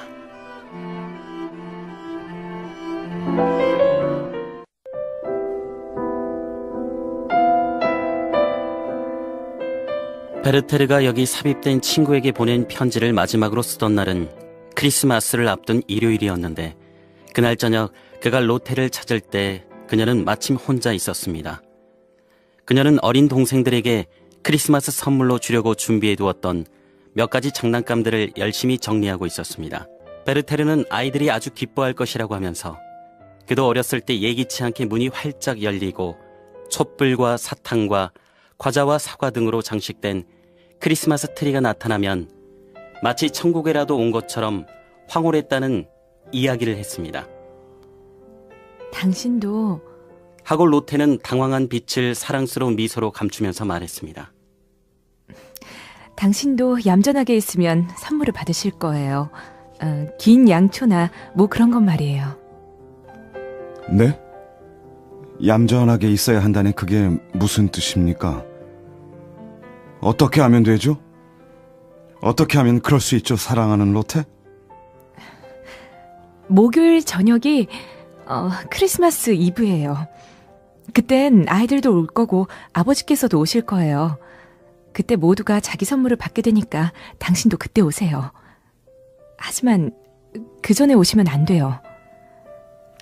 베르테르는 놀라 주춤했습니다. 제발 부탁이에요. 이제 그렇게 하기로 했어요. 제 마음을 편하게 해달라고 간청하겠어요. 이렇게는 안 되겠어요. 그냥 이런 식으로 지낼 순 없어요.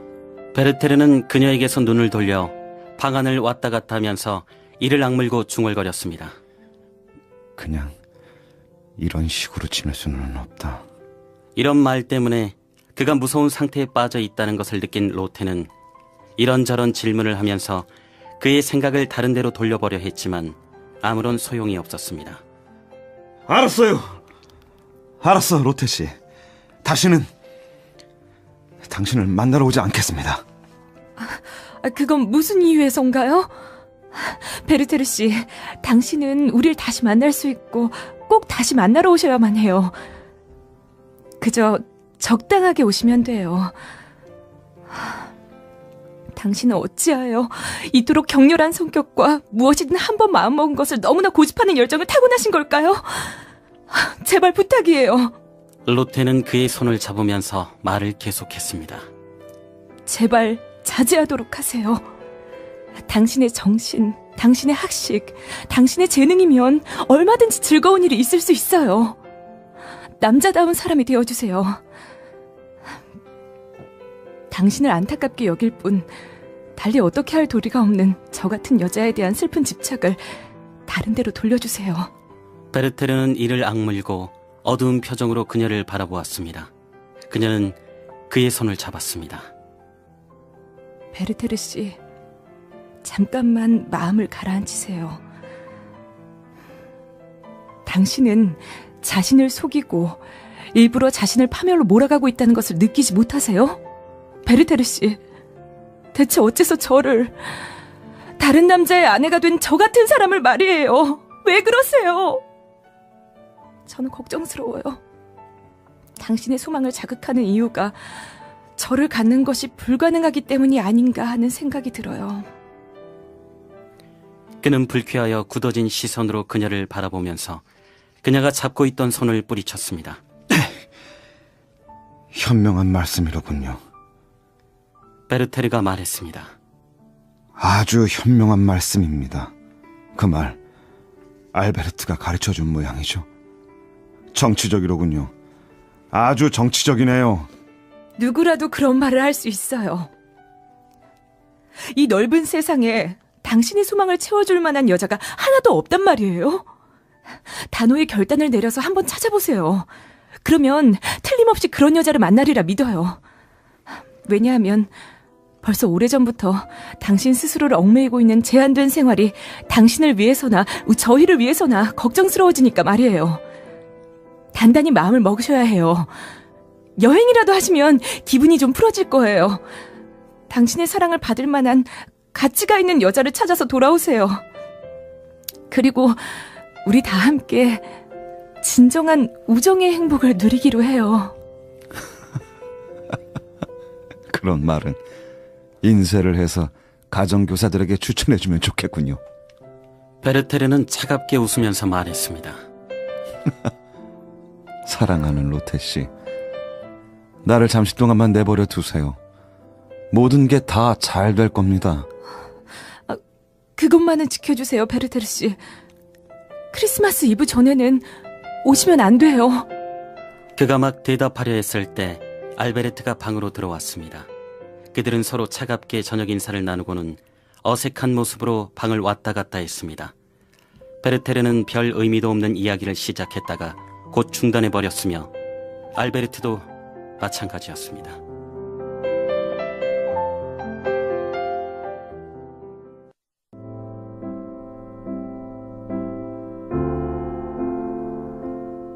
로테 씨, 결정했습니다. 나는 죽으려고 합니다. 나는 이 편지를 어떤 낭만적 과장도 없이 침착하게 당신을 마지막으로 만나게 될 날 아침에 쓰고 있습니다. 사랑하는 로테, 당신이 이 글을 읽을 때면 자기 인생의 마지막 순간까지 당신과 대화를 나눈 것 외에는 아무런 즐거움도 알지 못했던 불안하고 불행한 인간의 그 굳어버린 육체 위에 차가운 무덤이 덮여 있을 겁니다. 나는 무시무시한 하룻밤을 지냈지만 그건 한편으로 자비로운 밤이기도 했습니다. 내가 결정을 하고 단단히 결심하게 된 밤이었으니까요. 나는 죽으려고 합니다. 어제 당신과 헤어졌을 때 내 마음은 무서울 정도로 격분해 있었고 온갖 것들이 내 마음에 사무쳐 왔으며 당신 곁에 있기에는 아무런 희망도 기쁨도 없는 내 존재가 처참하고도 차갑게 나를 사로잡았답니다. 간신히 방 안에 들어오자마자 나는 정신없이 무릎을 꿇었죠. 오 하느님, 당신께서는 제게 마지막 위안으로 아주 쓰디쓴 눈물을 흘리도록 허락해 주셨습니다. 수많은 생각과 수많은 희망들이 마음속에 소용돌이치고 있었지만 결국에는 단 하나의 마지막 생각이 아주 확고하게 자리 잡았습니다.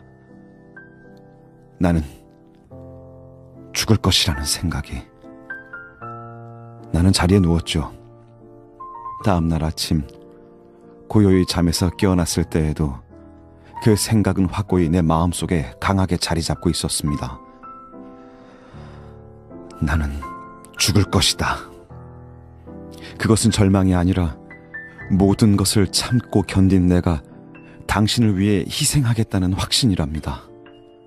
그래요, 로테씨. 무엇 때문에 숨길 필요 있겠어요? 우리 세 사람 중 하나는 사라져야만 하는데 내가 그 사람이 되려는 겁니다. 내가 진정으로 사랑하는 사람이요. 갈기갈기 찢어진 이 가슴 속에서는 때때로 당신 남편을 죽여버릴까? 당신을 죽여버릴까? 나를 죽여버릴까 하는 생각이 사납게 날뛰기도 했습니다. 그러다가 나를 죽이기로 한 겁니다. 어느 아름다운 여름날 저녁 산을 오르게 되면 그렇게도 자주 이 골짜기에 올라오던 내 모습을 기억해 주기 바랍니다. 그리고 저 무성하게 자란 풀들이 석양의 햇빛을 받으며 이리저리 바람에 흔들릴 때면 교회 묘지 저편에 있는 내 무덤도 한번 바라봐 주시기 바랍니다. 이 편지를 쓰기 시작했을 때는 마음이 침착했지만 지금 나는 어린아이처럼 울고 있습니다. 이 모든 것들의 모습이 내게 너무나 생생하게 떠오르기 때문입니다. 밤 10시경에 베르테르는 하인을 불렀고 옷을 입으면서 며칠 동안 여행을 떠날 것이니 옷들을 손질해주고 짐을 꾸릴 수 있도록 모든 걸 준비해달라고 말했습니다. 여기저기 지불할 계산서를 받아오고 빌려준 책들도 찾아올 곳이며 몇몇 불쌍한 사람들에게 주일마다 얼마씩 나눠주던 돈 2달분을 미리 주라고 지시했습니다. 그는 식사를 자기 방으로 가져오라고 했고 식사가 끝난 뒤에는 말을 타고 주무관 집으로 갔는데 마침 그는 집에 없었습니다. 베르테르는 깊은 생각에 잠겨 정원을 이리저리 서성거렸는데 그 모습은 마치 슬픈 추억들을 모두 차곡차곡 쌓아두려는 것처럼 보였습니다. 어린아이들은 베르테르를 조용히 내버려 두지 않았습니다. 뒤를 따라다니며 그에게 뛰어오르기도 하고 내일 모레 그리고 그 다음 날이면 로테의 집에 가서 크리스마스 선물을 받아올 것이라고도 하고 또 아이들 상상력에 어울리는 기적에 대한 이야기도 했습니다. 내일이라. 베르테르가 큰 소리로 말했습니다. 그리고 모레. 그리고 그 다음 날이라. 그가 어린아이들에게 다정한 키스를 해주고 떠나오려 할 때 한 작은 아이가 뭔가를 그의 귀 속에 속삭여주려 했습니다. 그 아이는 형들이 멋진 연하장을 아주 큼직하게 써놓았다고 알려주었습니다. 한 장은 아빠에게, 한 장은 알베르트와 로테에게, 그리고 또 한 장은 베르테르에게 썼는데 그들은 그걸 설날 아침에 전해주려 한다는 것이었습니다. 그 이야기에 감격하여 베르테르는 아이들에게 돈을 조금씩 나눠주고 말에 올랐습니다. 아버지에게 인사를 전해달라고 말하고는 두 눈에 눈물을 글썽이며 그곳을 떠나왔습니다. 베르테르는 5시경에 집으로 돌아왔습니다. 하녀에게 난로불을 돌보게 하고 밤중까지 꺼지지 않도록 해달라고 지시했습니다. 하인에게는 책과 내복을 트렁크 아래에 잘 넣고 옷가지를 꿰매두라고 명했습니다.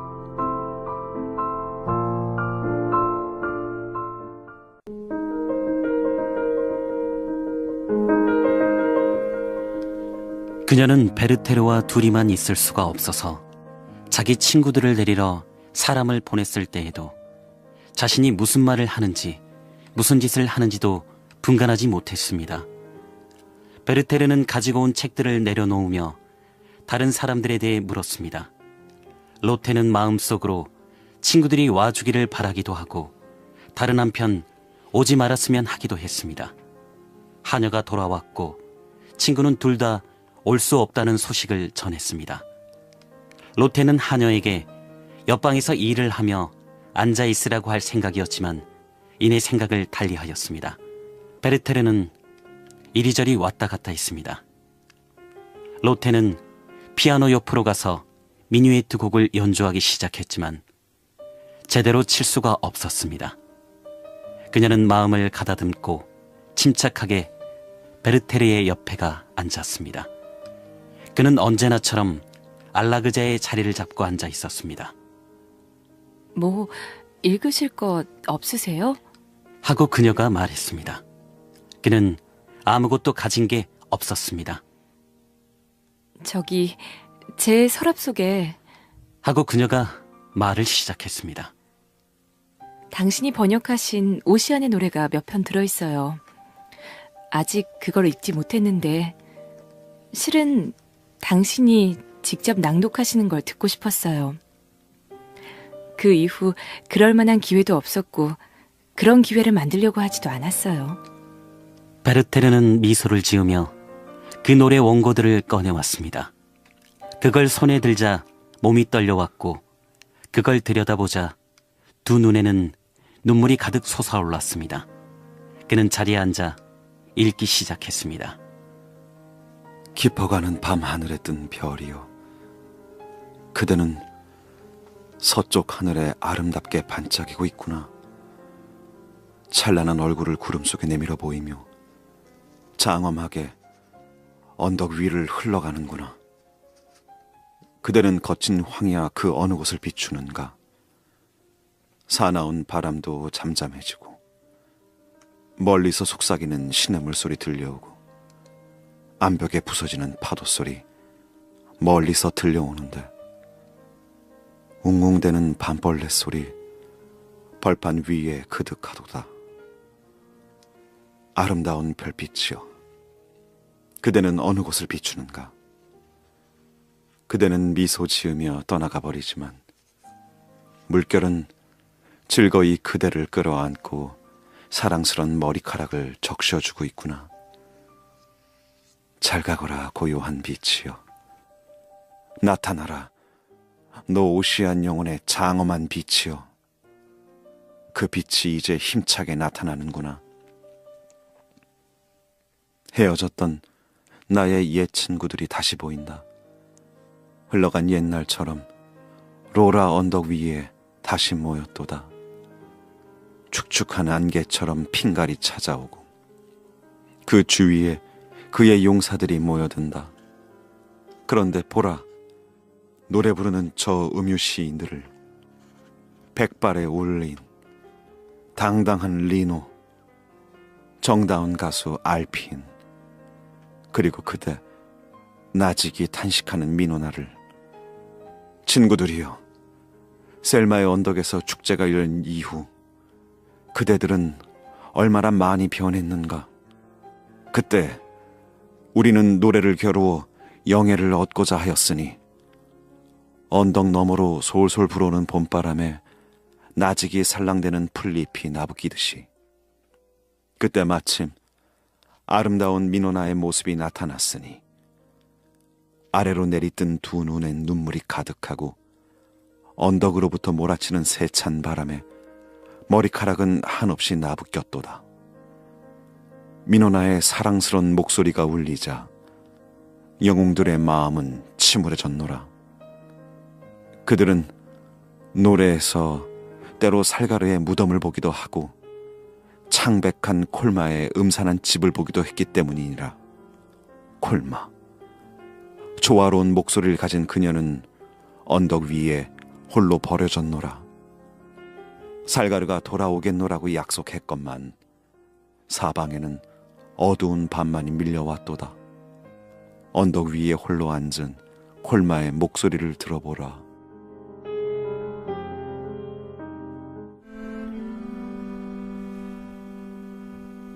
아버지는 딸을 구할 길이 없었다오. 밤새도록 바닷가에 서서 나는 희미한 달빛 속에서 내 딸을 보고 있었소. 밤새도록 딸이 울부짖는 소리를 듣고 있었다오. 바람소리 요란하고 세찬 비가 산허리를 내려치고 있었소. 아침이 되기 전에 딸의 목소리가 약해지더니 다우라는 암벽의 풀밭 사이에서 저녁바람처럼 죽어 사라졌다오. 슬픔에 쌓인 채 내 딸은 가버리고 이 아르민만 홀로 남겨놓았소. 전쟁터에서 강했던 내 힘도 사라지고 처녀들 사이에서의 내 자랑도 없어지고 말았구나. 산에서 폭풍우가 불어칠 때면, 북풍이 파도를 드높이 몰아칠 때면 나는 노호하는 바닷가에 앉아 저 끔찍한 암벽을 바라본다오. 기울어가는 달빛 속에 나는 종종 내 자식들의 망령을 보나니 그 아이들은 가련하게도 사이좋게 어울리며 가물가물 어스름 속을 배회하고 있다오. 로테의 눈에서는 눈물이 줄줄 흘러내렸고 짓눌렀던 가슴에 어느 정도 숨통을 트이게 해주었습니다. 그 때문에 베르테르는 낭송하던 노래를 중단하고 말았습니다. 그도 그 원고를 내던지고 그녀의 손을 잡고는 쓰디쓴 눈물을 흘렸습니다. 로테는 다른 한 손에 몸을 기대고 손수건으로 눈을 가렸습니다. 두 사람의 감동은 대단한 것이었습니다. 그들은 고귀한 인물들의 운명에서 자신들의 비참한 운명을 보았으며 그들과 함께 공감했던 것입니다. 그 눈물은 그들을 하나가 되게 했습니다. 로테의 팔에 닿아있던 베르테르의 입술과 두 눈이 불길처럼 타올랐으며 로테는 온몸을 전율했습니다. 그녀는 몸을 빼려 했지만 마음의 고통과 동정하는 마음이 그녀를 마비시키며 납덩이처럼 짓누르고 있었습니다. 겨우 숨을 돌리고 정신을 가다듬은 그녀는 흐느끼며 베르테르에게 계속 낭송해달라고 간청했습니다. 천사와도 같은 목소리로 애원했던 것입니다. 베르테르는 몸이 부르르 떨리고 가슴이 터질 것만 같았습니다. 그는 다시 원고를 집어들고 애끓는 마음으로 계속해 읽었습니다. 봄바람아, 어찌하여 나를 깨우는가? 너는 아양을 떨면서 하늘의 이슬방울로 촉촉이 적셔주려 하노라 하고 말하는구나. 그러나 내가 시들어갈 시간이 멀지 않고 내 입들을 떨쳐버릴 폭풍도 가까이 다가오고 있나니 아름다운 내 모습을 보고 갔던 나그네가 내일 다시 돌아와 이리저리 들판을 둘러보며 나를 찾겠지만 나를 다시 만나지는 못하리라. 이 노래의 힘찬 위력이 불행한 베르테르를 압도해버리고 말았습니다. 그는 한없는 절망에 사로잡혀 로테 앞에 몸을 던지더니 그녀의 두 손을 잡고 자기 눈과 이마에 비벼댔습니다. 그러자 그녀의 마음에는 베르테르가 뭘 하려는지에 대한 무시무시한 생각이 떠오르는 것 같았습니다. 그러나 로테도 마음의 갈피를 잡지 못하고 그의 손을 잡아 자기 가슴으로 끌어당기며 슬픔에 젖은 채 그에게로 몸을 기울였습니다. 불타는 듯한 그들의 뺨과 뺨이 서로 맞닿았습니다. 순간 그들에게는 온 세상이 사라지고 말았습니다. 베르테르는 두 팔로 로테를 품에 끌어안았으며 말을 더듬으며 떨고 있는 그녀의 입술에 미친 듯이 키스를 퍼부었습니다. 베르테르 씨! 베르테르 씨! 그녀는 몸을 돌리면서 숨 막힐 듯한 목소리로 외쳤습니다. 그러고는 힘없는 손으로 그의 가슴을 떠밀었습니다. 베르테르 씨! 그녀는 고귀한 감정에서 나온 가라앉은 목소리로 다시금 외쳤습니다. 그는 반항하지 않고 자기 품에 안고 있던 그녀를 풀어주고는 정신없이 그녀 앞에 쓰러지고 말았습니다. 로테는 얼른 일어나서는 불안하고 혼란스러운 마음에 사랑과 분노로 몸을 떨면서 말했습니다. 이게 마지막이에요, 베르테르 씨. 다시는 절 만나지 못할 거예요. 그러고는 가련한 베르테르를 사랑으로 가득 찬 눈길로 바라보더니 급히 옆방으로 들어가 문을 잠가버렸습니다.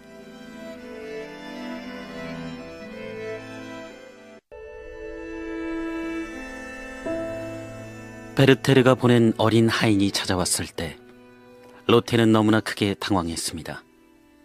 하인이 알베르트에게 쪽지를 전하자 그는 침착하게 자기 부인을 향해 말했습니다. 저 아이에게 권총을 내줘요.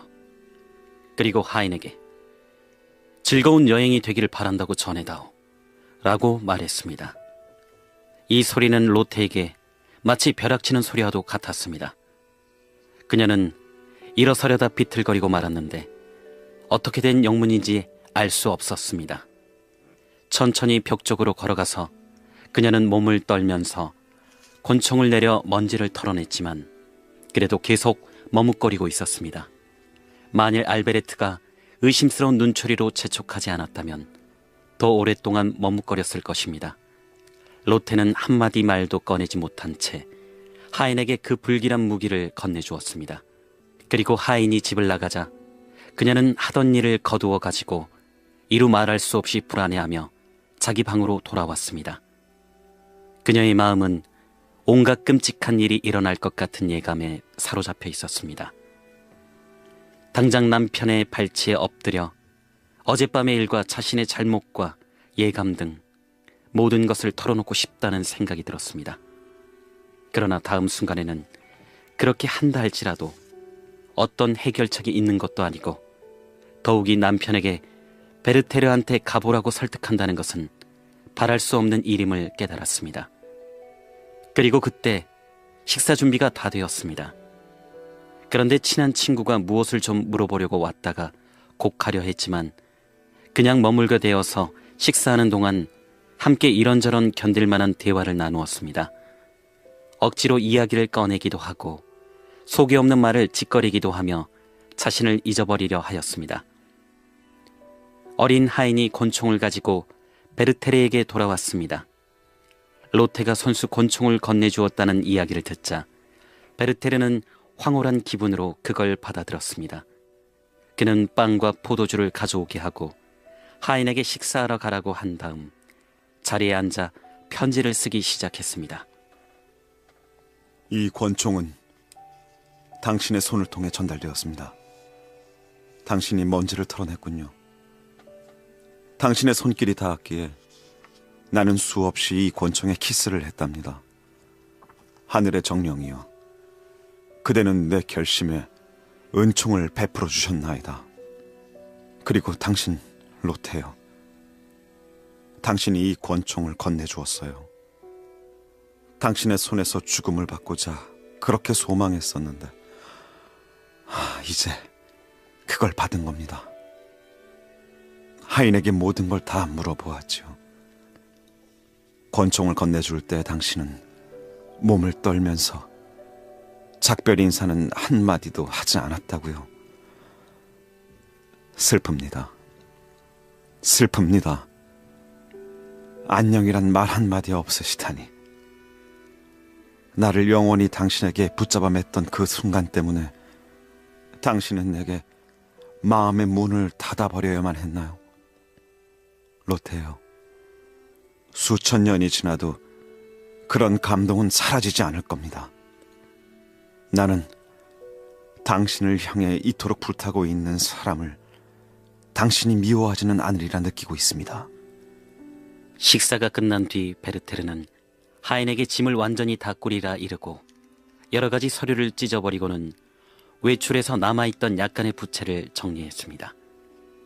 그는 다시 집으로 돌아왔다가 비가 내리는데도 다시 성문 앞을 지나 백작의 정원으로 들어갔습니다. 훨씬 더 멀리까지 그 부근을 이리저리 배회하다가 밤이 깃들 무렵에야 다시 집으로 돌아와 편지를 썼습니다. 빌헬름이여, 나는 마지막으로 들과 숲과 하늘을 바라보았네. 자네도 잘 지내기 바라네. 사랑하는 어머니, 저를 용서해 주세요. 빌헬름, 어머니를 위로해 주게. 모두에게 하나님의 축복이 있기를. 내 물건은 모두 정리해 놓았네. 그럼 잘 있게. 우리 저 세상에서 다시 더 기쁜 마음으로 만나기로 하세요. 알베르트 씨, 난 당신에게 배은망덕한 일을 했습니다. 날 용서해 주시기 바랍니다. 당신 가정의 평화를 깨트리고 당신 부부 사이에 불신을 불러일으켰습니다. 안녕히 계십시오. 이제 끝내려고 합니다. 내가 죽음으로써 당신들이 부디 행복해지기를 빕니다. 알베르트, 알베르트요.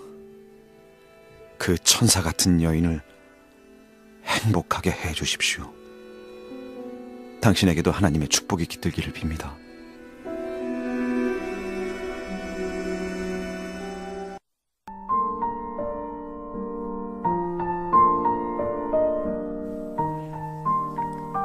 사방의 모든 것이 조용하고 내 영혼도 아주 고요합니다. 하느님이시여, 이 마지막 순간에 이런 따스함과 이러한 힘을 베풀어 주신 당신께 감사하나이다. 사랑하는 로테요, 나는 창가로 다가가 밖을 내다보고 있습니다. 휘몰아치는 바람에 달아나듯 흘러가는 구름 사이로 영원한 하늘에 떠있는 별들을 하나하나 바라보고 있다오. 그래, 너희 별들은 결코 떨어지지 않으리. 영원한 하느님이 너희들을, 그리고 나를 그분의 가슴에 품어주시리라. 나는 수많은 별들 중에 내가 가장 좋아하는 큰 곰자리의 북두칠성을 바라보고 있습니다. 어두운 밤, 당신과 헤어져서 집 문을 나서면 저 별은 언제나 내 머리 위에서 빛나고 있었죠. 난 얼마나 황홀한 기분으로 저 별을 바라보곤 했던가. 그리고 두 손을 높이 들어 저 별을 현재의 내 행복에 대한 증표로 성스러운 표지로 삼곤 했던가. 그런데 지금도, 로테요, 당신을 생각나지 않게 하는 것이 뭐가 있겠어요. 당신이 나를 에워싸고 있지 않나요? 그리고 난 성스러운 당신의 손길이 닿는 것이라면 아무리 사소한 것이라도 어린아이처럼 모두 탐욕스럽게 긁어 모으지 않았던가요? 당신의 사랑스러운 실루엣이요, 당신에게 이것을 돌려드리려 합니다. 로테요, 부디 이를 잘 간직해 주시기 바랍니다. 이 실루엣에 나는 수천 번, 수만 번이나 키스를 했답니다. 그리고 외출할 때도 집으로 돌아와서 수없이 눈길을 보내며 인사를 했지요. 나는 당신 아버지에게 짤막한 편지를 써서 내 시신을 돌보아 달라고 부탁했습니다.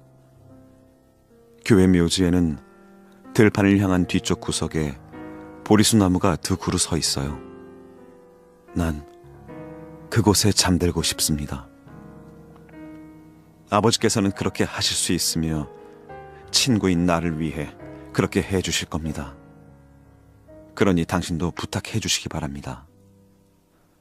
나는 경건한 기독교 신자들이 그들의 육신을 이 가련하고 불행한 자의 시신 곁에 묻으리라 기대하지 않습니다.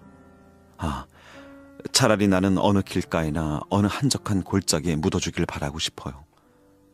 그러면 사제들이나 레위인들이 색다른 내 묘석 앞에 축복을 내리면서 지나갈 것이고, 사마리아인들은 한 방울쯤 눈물도 흘려주겠죠. 보십시오, 로테. 나는 이 차갑고 끔찍한 잔을 들고 죽음의 도취를 마시려 하면서도 전혀 떨지 않고 있습니다. 당신이 이 잔을 건네주었으니 나는 결코 주저하지 않습니다. 모두가 이렇게 내 인생의 소망과 희망이 모두 다 이루어졌어. 이렇듯 냉정하게, 이렇듯 완고하게 죽음의 철문을 두드리고 있습니다. 당신을 위해 죽는 행복을 누리고 싶었습니다. 로테야, 당신을 위해 나 자신을 바치는 겁니다. 당신의 삶에 평화와 기쁨을 다시 찾아드릴 수만이 있다면 나는 용감히 기쁜 마음으로 죽고자 했습니다. 그러나 사랑하는 사람들을 위해 피를 흘리고 죽음을 통해 친구들에게 몇백 배 새로운 생명의 불을 피워준다는 것은 소수의 숭고한 사람에게나 주어지는 일이죠. 로테요, 나는 이 옷을 입은 채로 묻히고 싶습니다. 당신의 손길이 다 성스러워진 옷이니까 말입니다. 당신 아버지께도 그렇게 해달라고 부탁했어요. 내 영혼이 이미 관 위를 맴들고 있다오. 누구도 내 주머니를 뒤져서는 안 됩니다.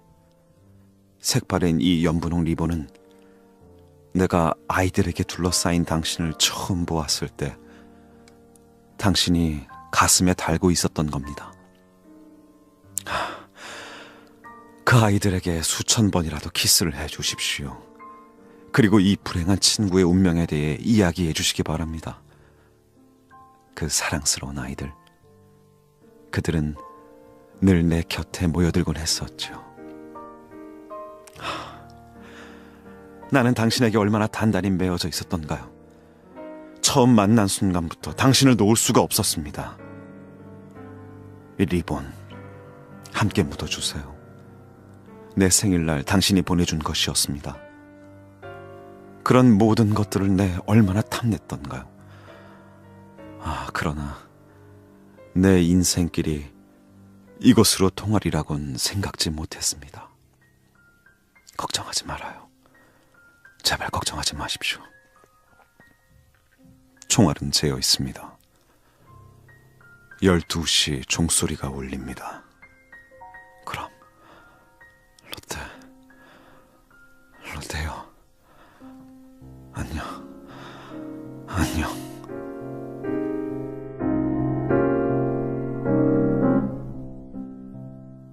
이 작품은 괴테의 경험담에서 시작된 이야기입니다. 1772년 5월에 괴테가 법률 실습차 시골의 작은 도시에 간 일이 있었는데요. 거기서 로테의 모델이 되는 청순한 소녀를 알게 되고 첫눈에 사랑을 느꼈지만 그녀에게는 이미 약혼자가 있었다고 합니다. 그리고 그해 10월에 알고 지내던 한 청년이 실연으로 인해 권총으로 자살을 했는데 그 충격이 자신의 실연과 어우러져서 바로 이 작품 젊은 베르테르의 슬픔이 탄생하게 됐다고 합니다. 그럼 다음 주 고전 읽기도 기대해 주시고요. 잠시 후 3시부터는 화제의 베스트셀러가 방송됩니다.